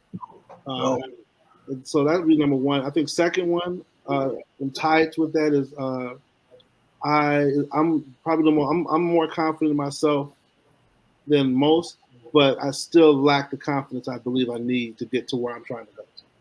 Does that make sense? So I'm confident as hell, but I know there's another level of that confidence that would allow me to really take things to the next level. And so I did identify, and a lot of it comes from what Sheila talked about, that inner work. We still have things that I don't want to go into it because I will go on a tangent. But we still got things that we got to work on that create those limiting beliefs, right? So attacking those limiting beliefs. So those are my weaknesses. I think there's a lot more, but I'm just going to the top two. My strength, yeah, of course. I'm just saying, keeping it real with you. Hey, that's what I want. That's what we want. Real. But my strength is my ability to empower people. That's not only my strength, but it's also my passion. I do a lot of work with men. It's one of my passions. I have a segment that I'm starting called The Men's Mission. And it's really to empower men to tap into their greatness and realize that we're not what happened to us. And there's a lot of brothers out here that don't understand that. I was incarcerated, I told you, and I met a lot of young men and OGs. I'm talking when I say OG, that's my statement for older people, OGs. So yeah. If you're 65 or older, you hit an OG status. So, and I mean, it's crazy. I've seen a 17-year-old and a 65-year-old battle the same issues as it relates to self-worth, as it relates to believing that there's more out there, not believing what they've been taught or not believing what they were told they are or what they're worth. So that's my number one goal, is just to empower people to be greater than they ever thought possible by becoming someone they never thought possible. Dope. So my experience is empowering people. Dope. Nice. That's dope. Anybody else? I think too, I'm an empower. I love to, really help empower people. I guess my strength is introducing people to the person that God created them to be. I think that's my greatest strength, right? Like reintroducing you back to the person that you were initially meant to be, that you left a long time ago because somebody didn't feel like she was good enough, and I'm there to like reunite you guys. So that's my strength. And I do that in various ways. My weakness, though, is I think you guys heard me talk about the DISC assessment, right? Where I'm the pilot. It's the problem, we're going to get you there, And then I can do the second thing, too. But my weakness has always been in that S&C, like just the small details and, making sure that the data, like I have the numbers, right? And making sure that I'm doing these small metrics that make huge differences in your business, but being focused enough to do that. And when I realized that that's why my businesses were struggling, I hired in that, right? Because I know that it's an important avenue. I know about it. I know the genre, but I don't have to get into it, and do it myself. Because if you left it to me to do it, it's going to be the last thing that get done when it should be the first thing that I'm waking up to in the morning. And so hiring somebody to make sure that they're doing that and they're looking at those numbers. And then now when I get them, I know how to use them to make the impact that I want to make on the individual's lives. So that would be definitely a weakness of mine. I'm a big thinker. When it gets down to the little things, it's like, I know this needs to be done, but I'm tired. I don't want to, it's just like I get distracted. And then I'll go create something else big, which is another weakness. I'll go create this whole other thing. And I stopped doing that. I really did. I was like, no, we're not going to create something. We're going to hire somebody to finish this so we can create the next step in this process, right? And we don't have to keep starting that one again. We can go to the next step, and then I can get back into my creative energy again once I get these numbers and figure it out. So that would be my weakness. I think my weakness is caring more than my clients and my teammates and employees do. I think I care more than they do about whatever. Because whatever it is, I think I have more invested in them than they do themselves. I've been told that before. I feel you on that. Yeah. So I've been told that I need to cut it off, step back, let them bump their head, let them figure it out. But it's hard for me to see that when I know they're going to walk into this brick wall, My strength is as long as you're open to it, coaching development. I can get you to wherever you want to go. If you say, this is what I want to do and I want to get to the next level, I can get you there. But you just have to be trainable, coachable, I think my weakness is somewhere in between Tamika and Sheila. I call it going down the rabbit hole. That's my weakness. I get so excited, so passionate because I'll see the potential in someone, the potential in a business, the potential in a project, that I'll get so dedicated, so all in, and I'll start doing research and all of this stuff. And it's just like, sometimes it's on a specific topic. Like, let's say originally I wasn't great at email marketing. Granted, I'm great now, but didn't start that way. So I just went down this rabbit hole, did all this research, and it's just like, granted, I probably could have just hired somebody, outsourced that to someone, but I like to learn. And that can be a big weakness, because when I could have launched a product by now. Now I've spent, several months just on the research phase of it. So I would say that can be one of my weaknesses. And I do the same thing when it comes to businesses. I see the potential in the business. And sometimes I find myself working harder than that person is working for their business. And that's definitely something that I've had to remind myself of and work. First things first. No, we didn't come here for these 15 other things that we started doing. We came here for this one specific purpose. Let's do that. First things first. So that I would say is one of my weaknesses. And then one of my strengths, I would say, is being the person who is willing to tell you what you need to hear and not what you want to hear.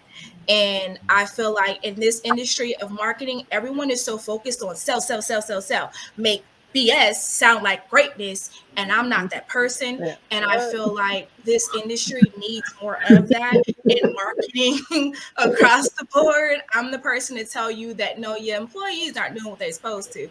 They clocked out at 4. Y'all don't close the 5 to point out those things. And people aren't always happy when they get that. And I'm pretty sure there are people who would find that to be a weakness. But realistically, if you want your business to be sustainable, to fix problems, you need somebody who's willing to point out those problems or room for improvement. And I believe every business has an opportunity for room for improvement. And I think that's something that is a strength of mine, that I always see a way of making things better. And I'm not afraid to say what that thing is, regardless of if it goes against what because popular belief is whatever, it's worth its weight in nothing. So just being willing to say what needs to be said, I think that's one of my strengths. Absolutely. I feel like LaShay stole my answer. No, but I feel like we're kindred spirits. Like half of you away. my weakness is, like, to your point, I dream big for somebody else. To take a step back, and that's where that mindset piece and what Sheila does comes into play, because you can sit here and pick and draft up $1 million concept for you, and I didn't realize that's overwhelming to some people. Because like I said, I work with people that are at that day one, step one. I'll sit here and be like, you can do this, you can do this, you can do this, you can do all of this. And when people were, I thought you wanted a business. But I have to realize you have to take a step back and evaluate where their mind is, because they are not me. So they are not thinking like me. And I've definitely gotten better with trying to figure out that level of the person, that gauge, okay, how much can I pitch to them in phases and whatnot. But my strength, hands down, I love solving problems. It sounds so cheesy, but I love when somebody gives me a problem, and especially something numbers, or number-based business problems or number-based situation problems is easy, because to LaShay's one, there's no emotion. Take the emotion out. I don't care what you feel about this. You're losing this much money because you're doing this. What are you going to do about it? This person, like you said, this person is losing you money. I'm going to let you deal with that, but these are the facts based on the numbers. Take the emotion out of it, take the feelings out of it. And that's what I try to bring to the table, is that I call it translating the information. Like, okay, you may not want to hear it this way. I'm going to put it in a way that I hope rings true to you and that you hear me. But at the end of the day, it's your decision to make. And I'm okay with that, because that's another one of my strengths. I'm not about to sit here and put all my emotions on your decision, because that's your life. Yeah. I guess I got my weakness is I think I'm a bit too much of a doer. So I have to force myself to prolong, like when I got introduced to processes and systems that changed and saved my life, because it coincides with my strength. My strength is that I'm a very innovative person.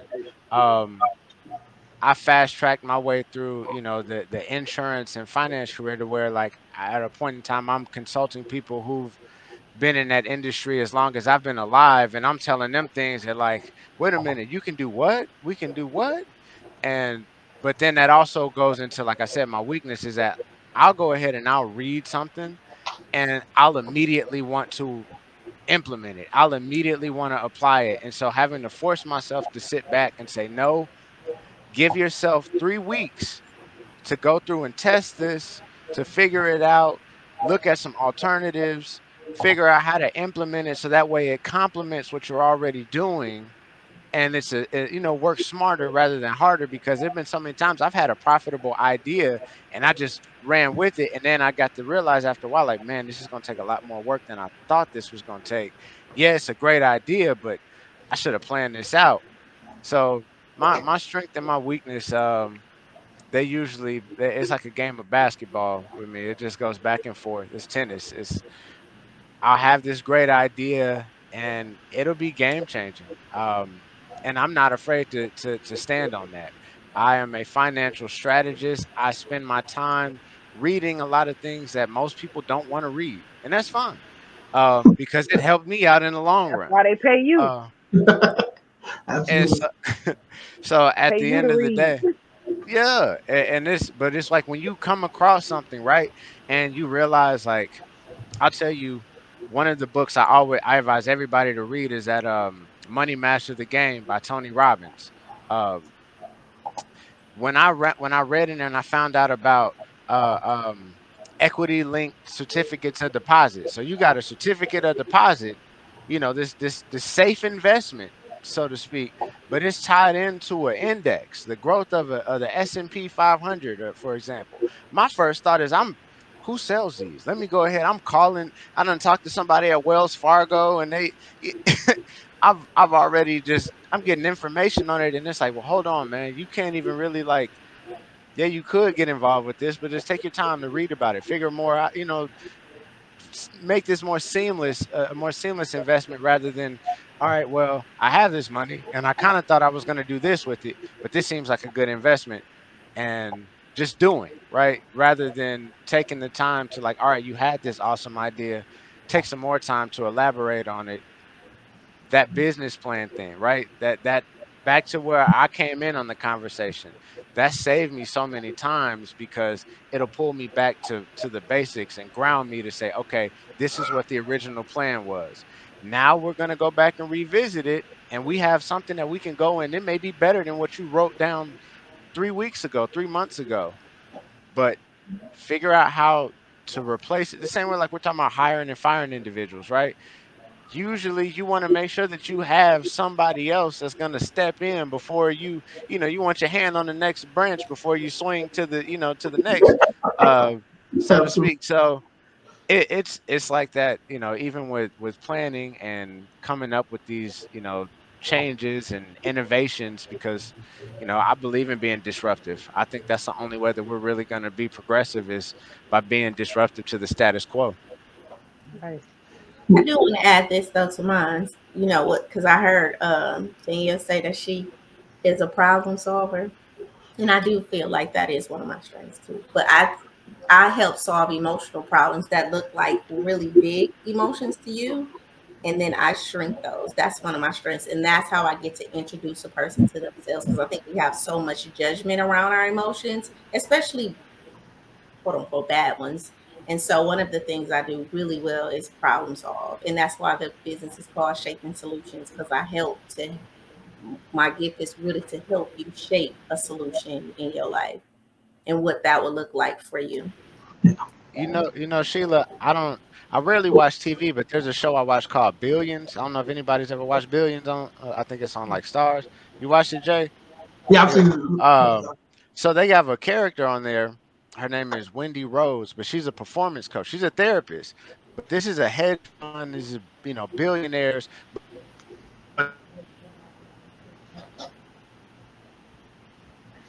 Did you stop? I think he froze. Ah, Ah, am I back? yeah, you Right back. there, you back. All right. No, I was saying the most essential person in this business on the show is lady who's the performance coach, but she's a therapist, by trade. Which just goes to show how the emotional, issues that people deal with, how it affects their performance, and you being able to help people process that. Like, I'm gonna go back to it. Like, thank you, once again, for just doing what you do, because it's just gonna make the world a better place, and you know, Thank you. Thank you, Johnny. I have a question. Jabbecca, how do you say your name, Mr. Jones? Is it Jabbecca? Yep, you got it. Like Okay. Rebecca, but with a J. Okay. All right.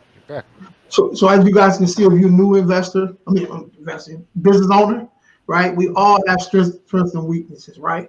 Coming in the game, man. So you won't know every single thing, but you want to try your best to make your weakness one of your strengths, right? That's the goal to this whole thing. So, all right. So let's see who's gonna be honest with this right here, right?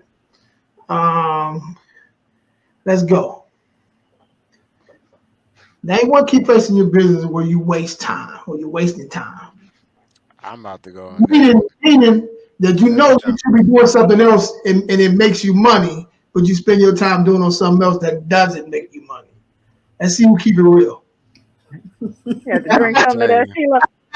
I do. I'm gonna be honest. I plant seeds. I'm be honest. I'm gonna jump this off. All right. I spend time. I do more, and I'm not gonna call it charity work, but I spend time really wanting to educate people who don't even qualify to do what it is that I help people do. But it's just a situation where man, in my eyes, I know everybody has this different journey and everybody preaches this, your life ain't my life. But guess what? We all deal with the IRS. We all, if you making a business, you worried about revenue. You're worried about cash flow. We're worried about some of the same things. So I spend a lot of time really trying to educate people and share the knowledge that I found, and it'll fall upon deaf ears. And I'm just like, I don't need to be talking to you. I need to. And the sad part is sometimes it ends up. I want to talk to us. I want to talk to us about it, and because I have to realize that, man, you can't jump off with a high level conversation. You can't jump it off. But that's just like, dude, if you only knew whether you like it or not, what you just made all this money from driving Uber. Yeah, you got 1099. Yeah, bro. You did this, you got your own business, and I want to share this, and it's like, bro, you are wasting your time. You follow your plan. I know you want to do charity work. Figure out another time for you to do this and argue with people at the barbershop about what they but but get back to the plan. So I just kind of beat myself up about that today. So yeah, I think a big place where I waste a lot of time at is aesthetics. Like, I am so big on details. Like, so y'all see my LaSalle University. So Sal is my mascot. But do y'all see, like, he has so many details. He got like a little scroll that got our like 6 P's in it. And like, it's just, for me, I do get caught up in the details. Like, okay, does this look like that? Which is why I had to hire a marketer, because I was doing graphics similar to LaShay, figuring this thing out, going down the tunnel. And then I'm like, oh, this letter is going to be like on the line of this letter. And now I'm clicking up and clicking down. And, and I'm just like, you know what, Sheila? Hire a marketer to do the graphic designs for like your posts and things like that. And then you can just tweak it on the back end. In my office right now, I just did a remodel. We added on 5 offices in a conference room. And one of the things I go up here, and it's the aesthetics. Like, I want each office to have its own feel. Like, when I bring people in, it's like this experience. Like, and then I'm just like, girl, you better hire a designer, because you will never get these offices up and running if you don't just hire a designer and then come in and tweak what they do. So I think I waste a lot of times aesthetically on things, just how it's supposed to look. And I do houses. Like, when I remodel a house, right? We go in. My mama say, every house you get, you always tearing down a wall or something. You don't got to tear down walls. And I'm like, yeah, but when you start from, when you start from nothing, like, you can build up, right? But then now we done tore down the wrong wall, or tore down the wall and realized that it's this thing right there. So now that it took longer. So yeah, just aesthetics. I waste a lot of time. Just very detailed oriented, So I gotta. She could send something on Sunday. If I don't approve it, it still go out on Monday, because if I'll be like, hold on, do this and tweak this, and then let me deal with She's the stunning emotion, you. because done is better than perfect, right? And I Right. literally had to say, done is better than perfect, Sheila. Done is better than perfect. And so, yeah, I put a lot of structures around my little weaknesses, though. So it's like, done is better than perfect. So it got on Monday. I got to piggyback off of Johnny because that's me, because you want to get the message out.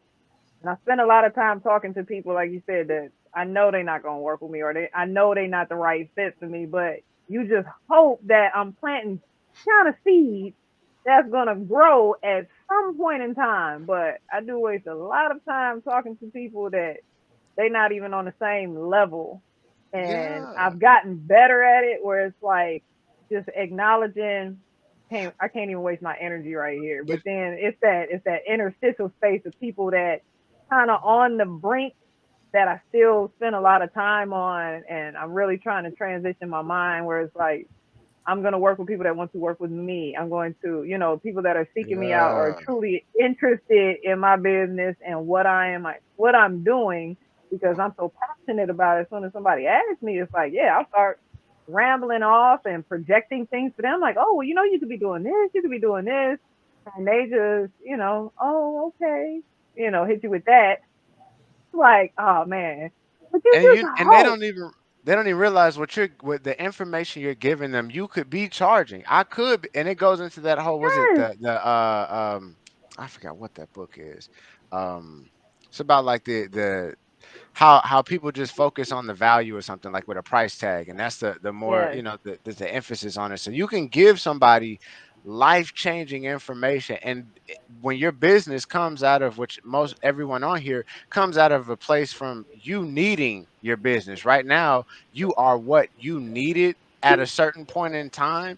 I got Yes. into this because I realized I was in the music industry and audio engineer, and I didn't really realize how everything was financed.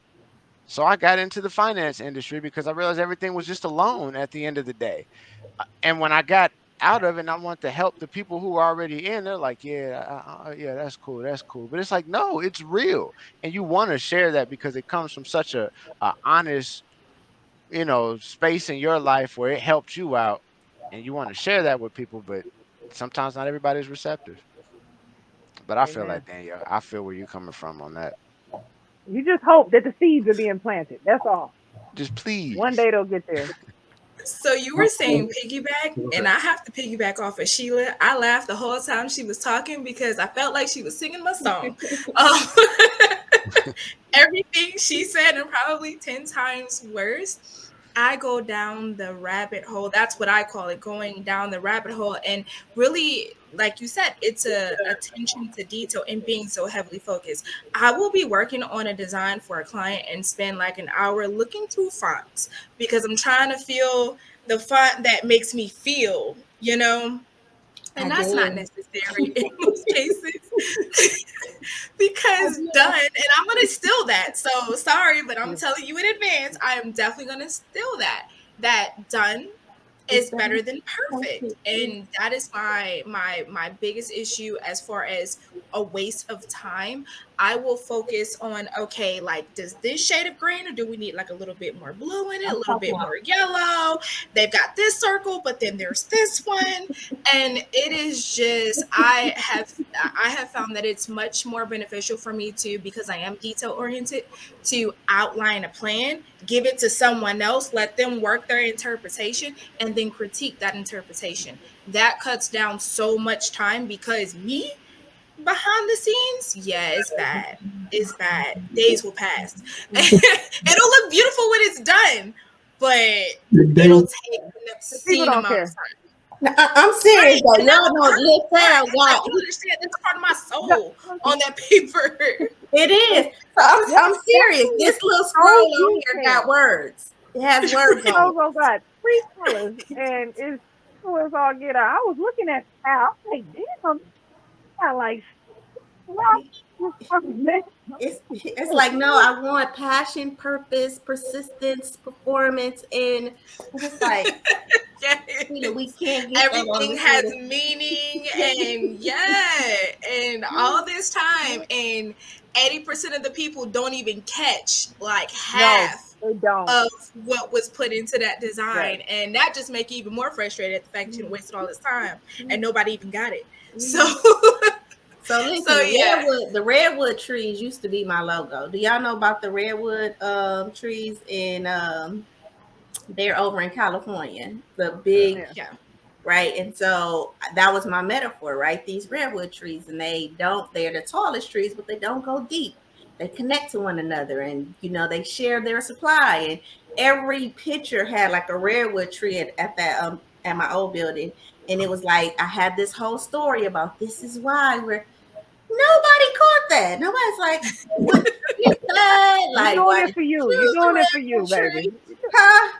It was an Easter egg. For you, baby. That's all that matters. Just do it for you. That's like my hexagons. I did it for I'm me. LaShay. Like, listen, we're gonna pass that on to somebody, and I'm gonna create an experience in my house. You come to my house, it's an experience. But in this, in this space, I'm not wasting time. All right, we have one more presentation by Miss LaShay. Miss LaShay, let me know when you're ready. I am ready. So, again, my name is LaShay LaRue, and I am the owner of Cherished Investments. And my mission is just to help individuals who own businesses, whether it is you selling a product or service, or it is you as a personal brand, to reach your target audience. In my years of business development, that is the area that I found that most people struggle in. We mentioned it earlier. It's that customer's journey. Most people have never even thought of their customer journey. They're just kind of taking a dart and throwing it at a wall blindfolded. They are trying different methods that they have found online or researched online that can be successful, but they don't have any real plan in place. So when I work with the client, when it comes to business development, I try to start at the beginning, evaluate the entire business, and figure out where are the gaps that you have within your business. Actually put pen to paper and outline your customer journey and figure out what areas do we need to revamp, what areas do we need to eliminate, what areas do we need to include, and make sure that we are increasing your conversion ratio, making sure that we are lowering your cost of acquisitions for a customer and increasing the average spend per lifetime of a client. So that basically means in the entire time that client is working with you, how much money are they spending? And I try to help individuals to increase that. So you may have just been offering an initial service, but you can easily add on an additional supplemental service or offer a subscription and increase your bottom line. And at the end of the day, that's what we're all in it for to a certain extent. We all want to make money, but a lot of times we forget that we're also in the problem solving and helping business. So I am most effective when working with clients by helping them to actually outline their brand story. A lot of times people get on social media, they partake in these different forms of marketing, and they focus so hard on the sale. Buy my product, buy my service, buy.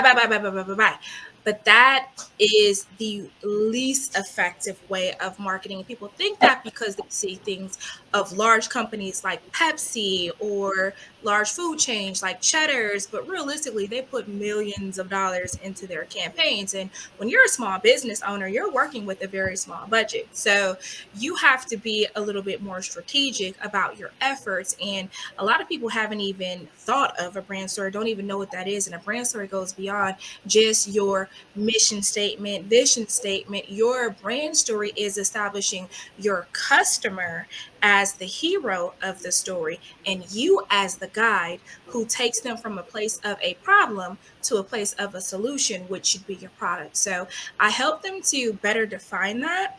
And I help them to then take that and figure out how to use that communication in their customer journey so that they can actually speak to their customer and not speak at their customer, where it's an engaging process where their audience, they're building a true following. Because if you really think about it, it's followings that make businesses successful. it's not just great products, because there are plenty of crappy products that are doing quite well, and there are great products, there are great singers, there are great athletes who are getting no action. Why? Because they don't have a community behind them who support them. So I focus on building a community around these brands, establishing a brand through creating a brand story and making sure that that brand story is communicated throughout the customer journey and improving every level of it. So that, for the most part, is my business in a nutshell. And I do that through individual services, through coaching and consulting, which is really what I'm focusing more on, because again, I have an extensive history of working with small business owners, and I've done the DIY part of it, where I'm like, I'm going to do this for you. But I realized so many of them don't even know what they don't know. And that became my biggest issue. They don't even know. They don't even know what content marketing is. They think content marketing is buy. And I have to explain to them that it's not that, that it's actually you building a reputation so that when that person needs that service, you're top of the mind. That's a process, and that does not happen overnight. So I saw that there was a huge lapse in education for entrepreneurs, because it's not something that we're taught in school. It's not something that we're taught in college. It's not something that we're taught throughout life. We just see problems and we try to provide solutions, but no one tells us how to communicate that, how to do it effectively, how to optimize that, how to scale that. No one tells you that stuff. So I wanted to do more on the education side, and I've put out a series of classes on Eventbrite. I've got one that I do on email marketing, the art of content marketing. I've got a 13-point marketing plan that basically goes over everything that a person needs to do from beginning to end, as far as establishing a customer journey. What are the things you need to think about, and what do you need to do? Then I have my business one-on-one, which is just a little bit of a collaborative of everything for the people who are just kind of getting started and trying to figure it all out, and they don't know what they don't know. By attending that class, you'll have better questions to ask, and that's half the battle. Half the time, people don't know what questions to even ask, because this information has never been presented to them in a way that wasn't buy my coaching program, buy this thing. No, it's about providing value and educating your community. So that is in general what Cherished Investments is. I hope I explained it in the way that you wanted me to.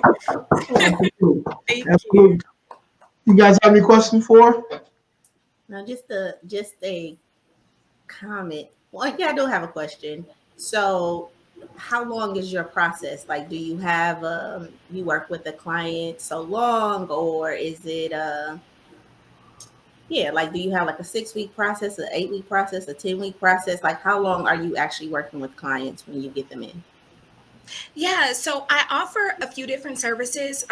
One of the main services that a lot of my clients fall under, it's the business development. So that's where I'm going in. I'm doing a complete analysis of their business to get them to what I call a marketable state, because I do business development and marketing. So that first phase is usually 3 to 4 months, and then I take on the marketing after that. So that's pretty much until you either hire in staff or you learn enough for you to do it yourself. So that can range. But with me seeing that most people, they are established, but they're not established. So what they need is education. So I put together a educational program, and the educational program is more so a 3 to 6 month program. So it just depends on how much development you want after the fact. Do you just want the education, or do you want education and then additional mentorship?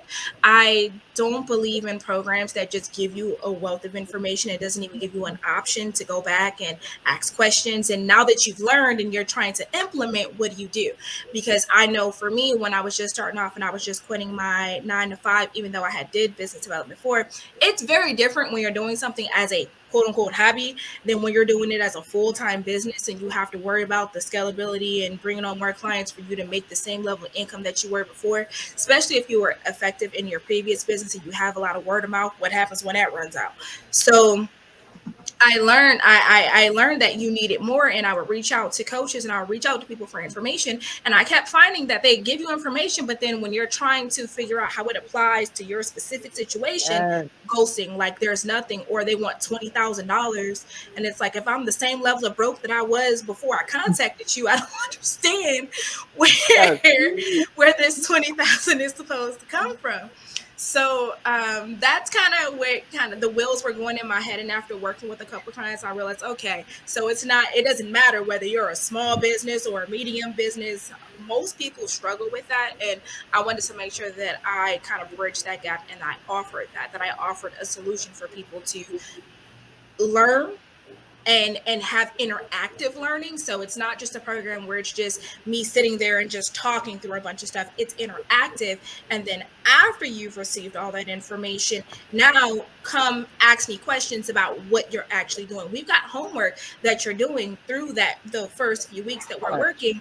But then after that, now you're trying to implement real life into your business. Bring it back to me. When you revamp your social page, I want to see what that looks like. When you get done with your social templates, I want to see that and give you that feedback before it ever gets to market to ensure your success. I believe in setting people up for success and not failure, just so I can charge them later. Like, just have a plan that allows for that. I definitely feel like kudos to you. I have been through the brand messaging process. I went through that. That's the blue thing I showed you, Danielle, and I think it's you too, Jay. And it was transformational. So to all the entrepreneurs, like that process of knowing your customer's journey and your customer story and speaking to your customer was amazing. And it was a mindset shift, because I do think as an entrepreneur, we come in like, my problem, like Johnny said, this is a problem I had. So listen to my story, listen to my thing, right? And how do you convey that and connect that to what your client is going through and speak their language, so they feel like, wait, hold on, are you talking to me? So but I am in this revamping stage, right? Especially with the podcast and everything. So I think I'm gonna be reaching out to you, LaShay. Might as well, keep it in the family. And I have to piggyback. That's what it's about. On something he said. I know we run out of time, but especially for the audience, people are investing in you. Like, that is one of the biggest things I try to get the point across. And you said it, like that whole sell. There's a million people doing what each and every single one of us are doing.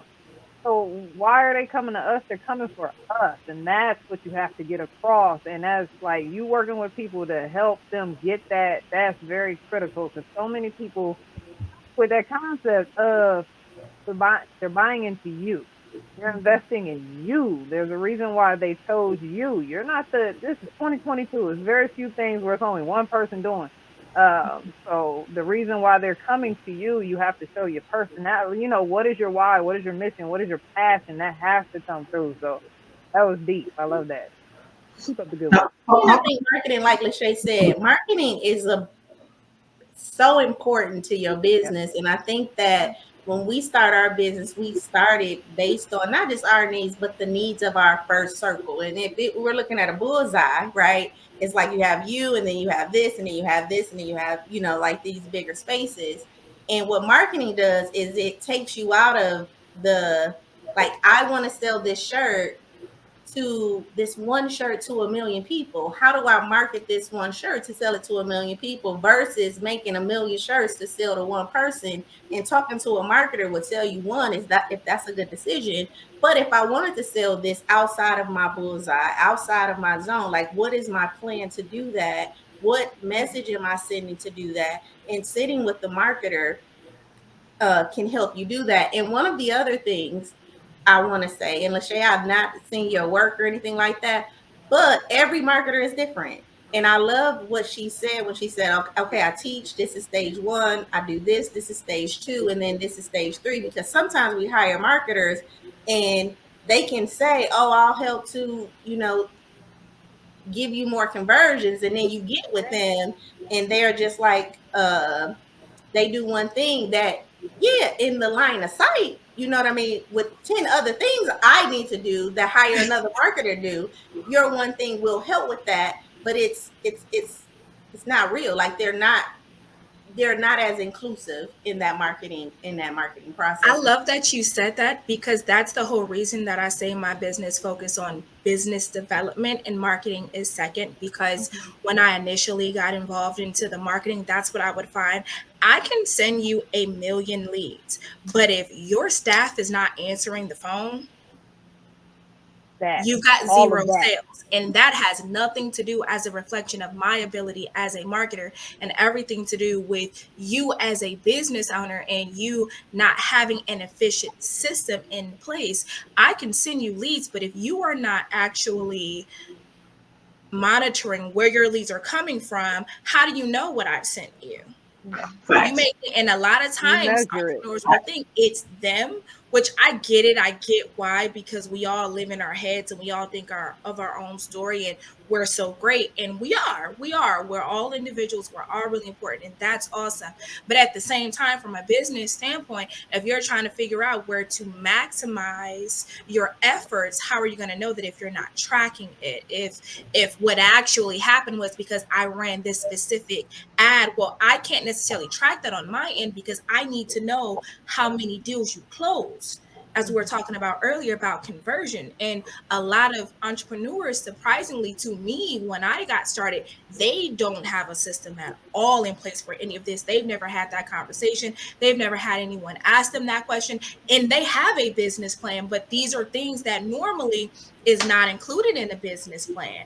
That's why I kind of focus on marketing plans, because marketing plans are a little bit more specific to what the conversion is for each of your avenues and how do they translate into actual sales. So, but you hit the nail right on the head when you said that, because yeah, I can do all the work in the world, but if you don't have that system in place, then it's all for naught. And I found that time and time again with various clients in various industries, they would be very successful, and it would almost be an issue where they would have so much business coming in, but then their system wasn't in place to handle an increase in business, which was a whole nother problem. So I made it a point to focus on the system as a whole and what things do you need to have in place in order for you to scale.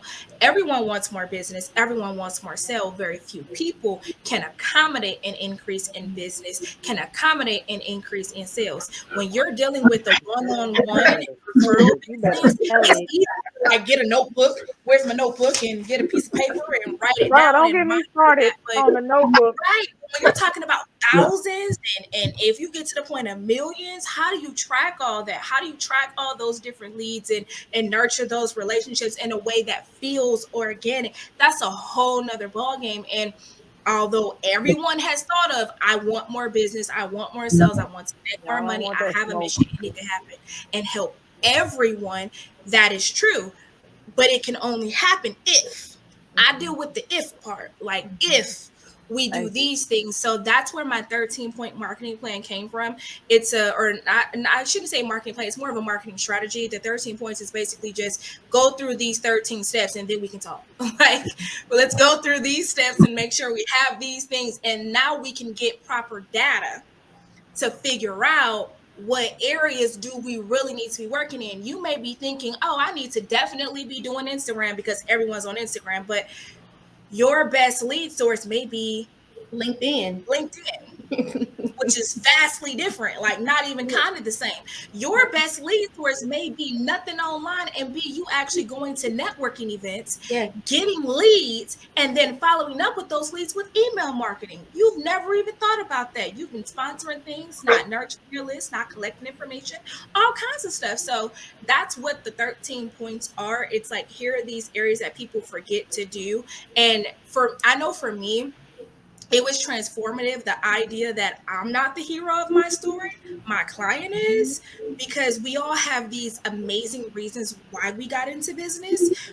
We saw a problem, we were super passionate about it, and that's why we developed this business. So we spend so much time focused on that story, but realistically, the most effective story is one where you're talking about that problem and how it affects this person, and you as the expert who can solve that problem and take them to a better place.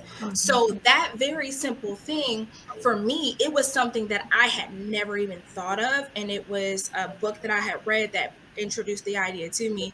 I think it's Creating a Brand Story.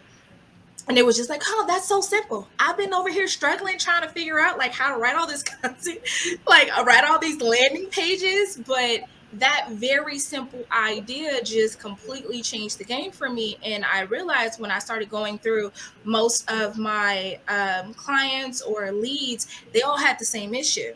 Because it's not something that you really think about. Like, you know what is effective as marketing visually when you see it, but you never think about what is the theory or idea behind it that actually makes it effective. And once you understand that, you can scale it much more easy. You can replicate it much easier. So that's what I try to help people to do to get to that marketable state, like where we can actually figure out, okay, here are the avenues where we're going to focus on. We've already set our KPIs, our key performance indicators. These are the things that we're going to attack.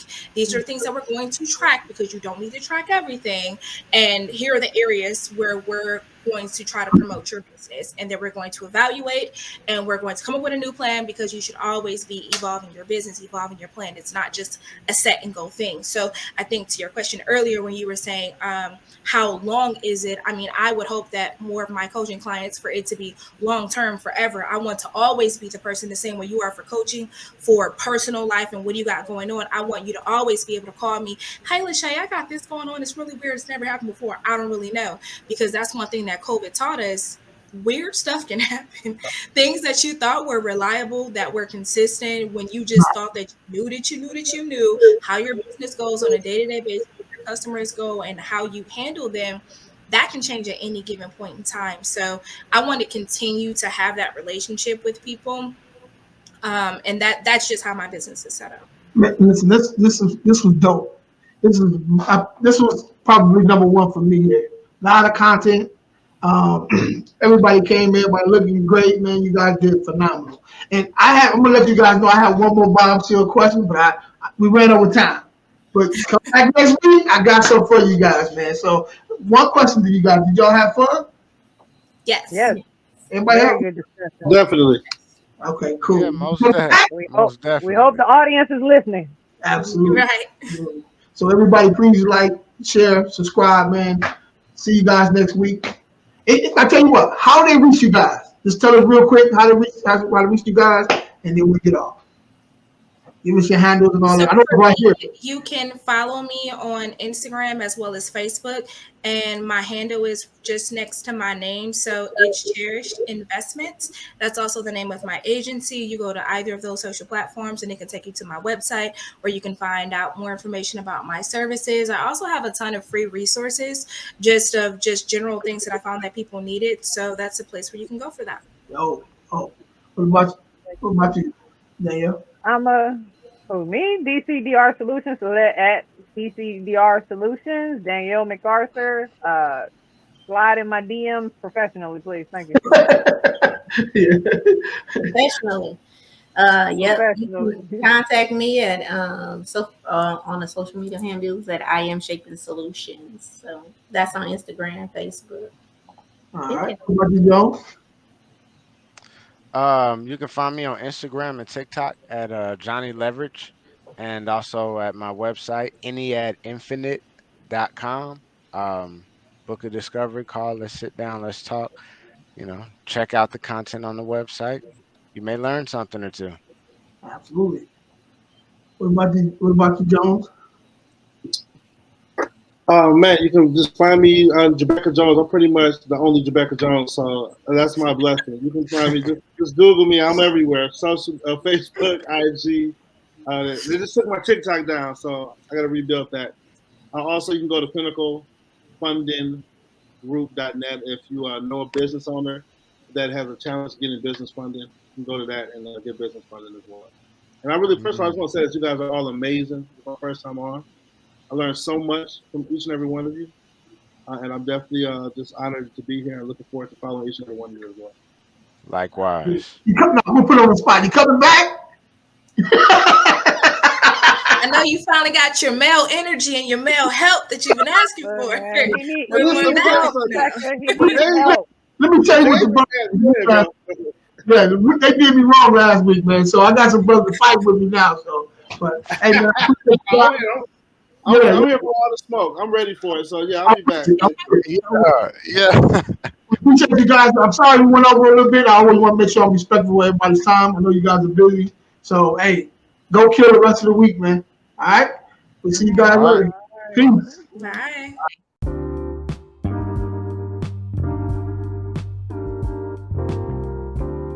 MCA Back Office aims to help real estate wholesalers who have their 9-to-5 jobs, those who are busy with their businesses or family responsibilities, and even help students. MCA Back Office gives you leads, research comps, calculate offers for you. Basically, MCA be your back office. You can find them on Facebook. Just search MCA Back Office.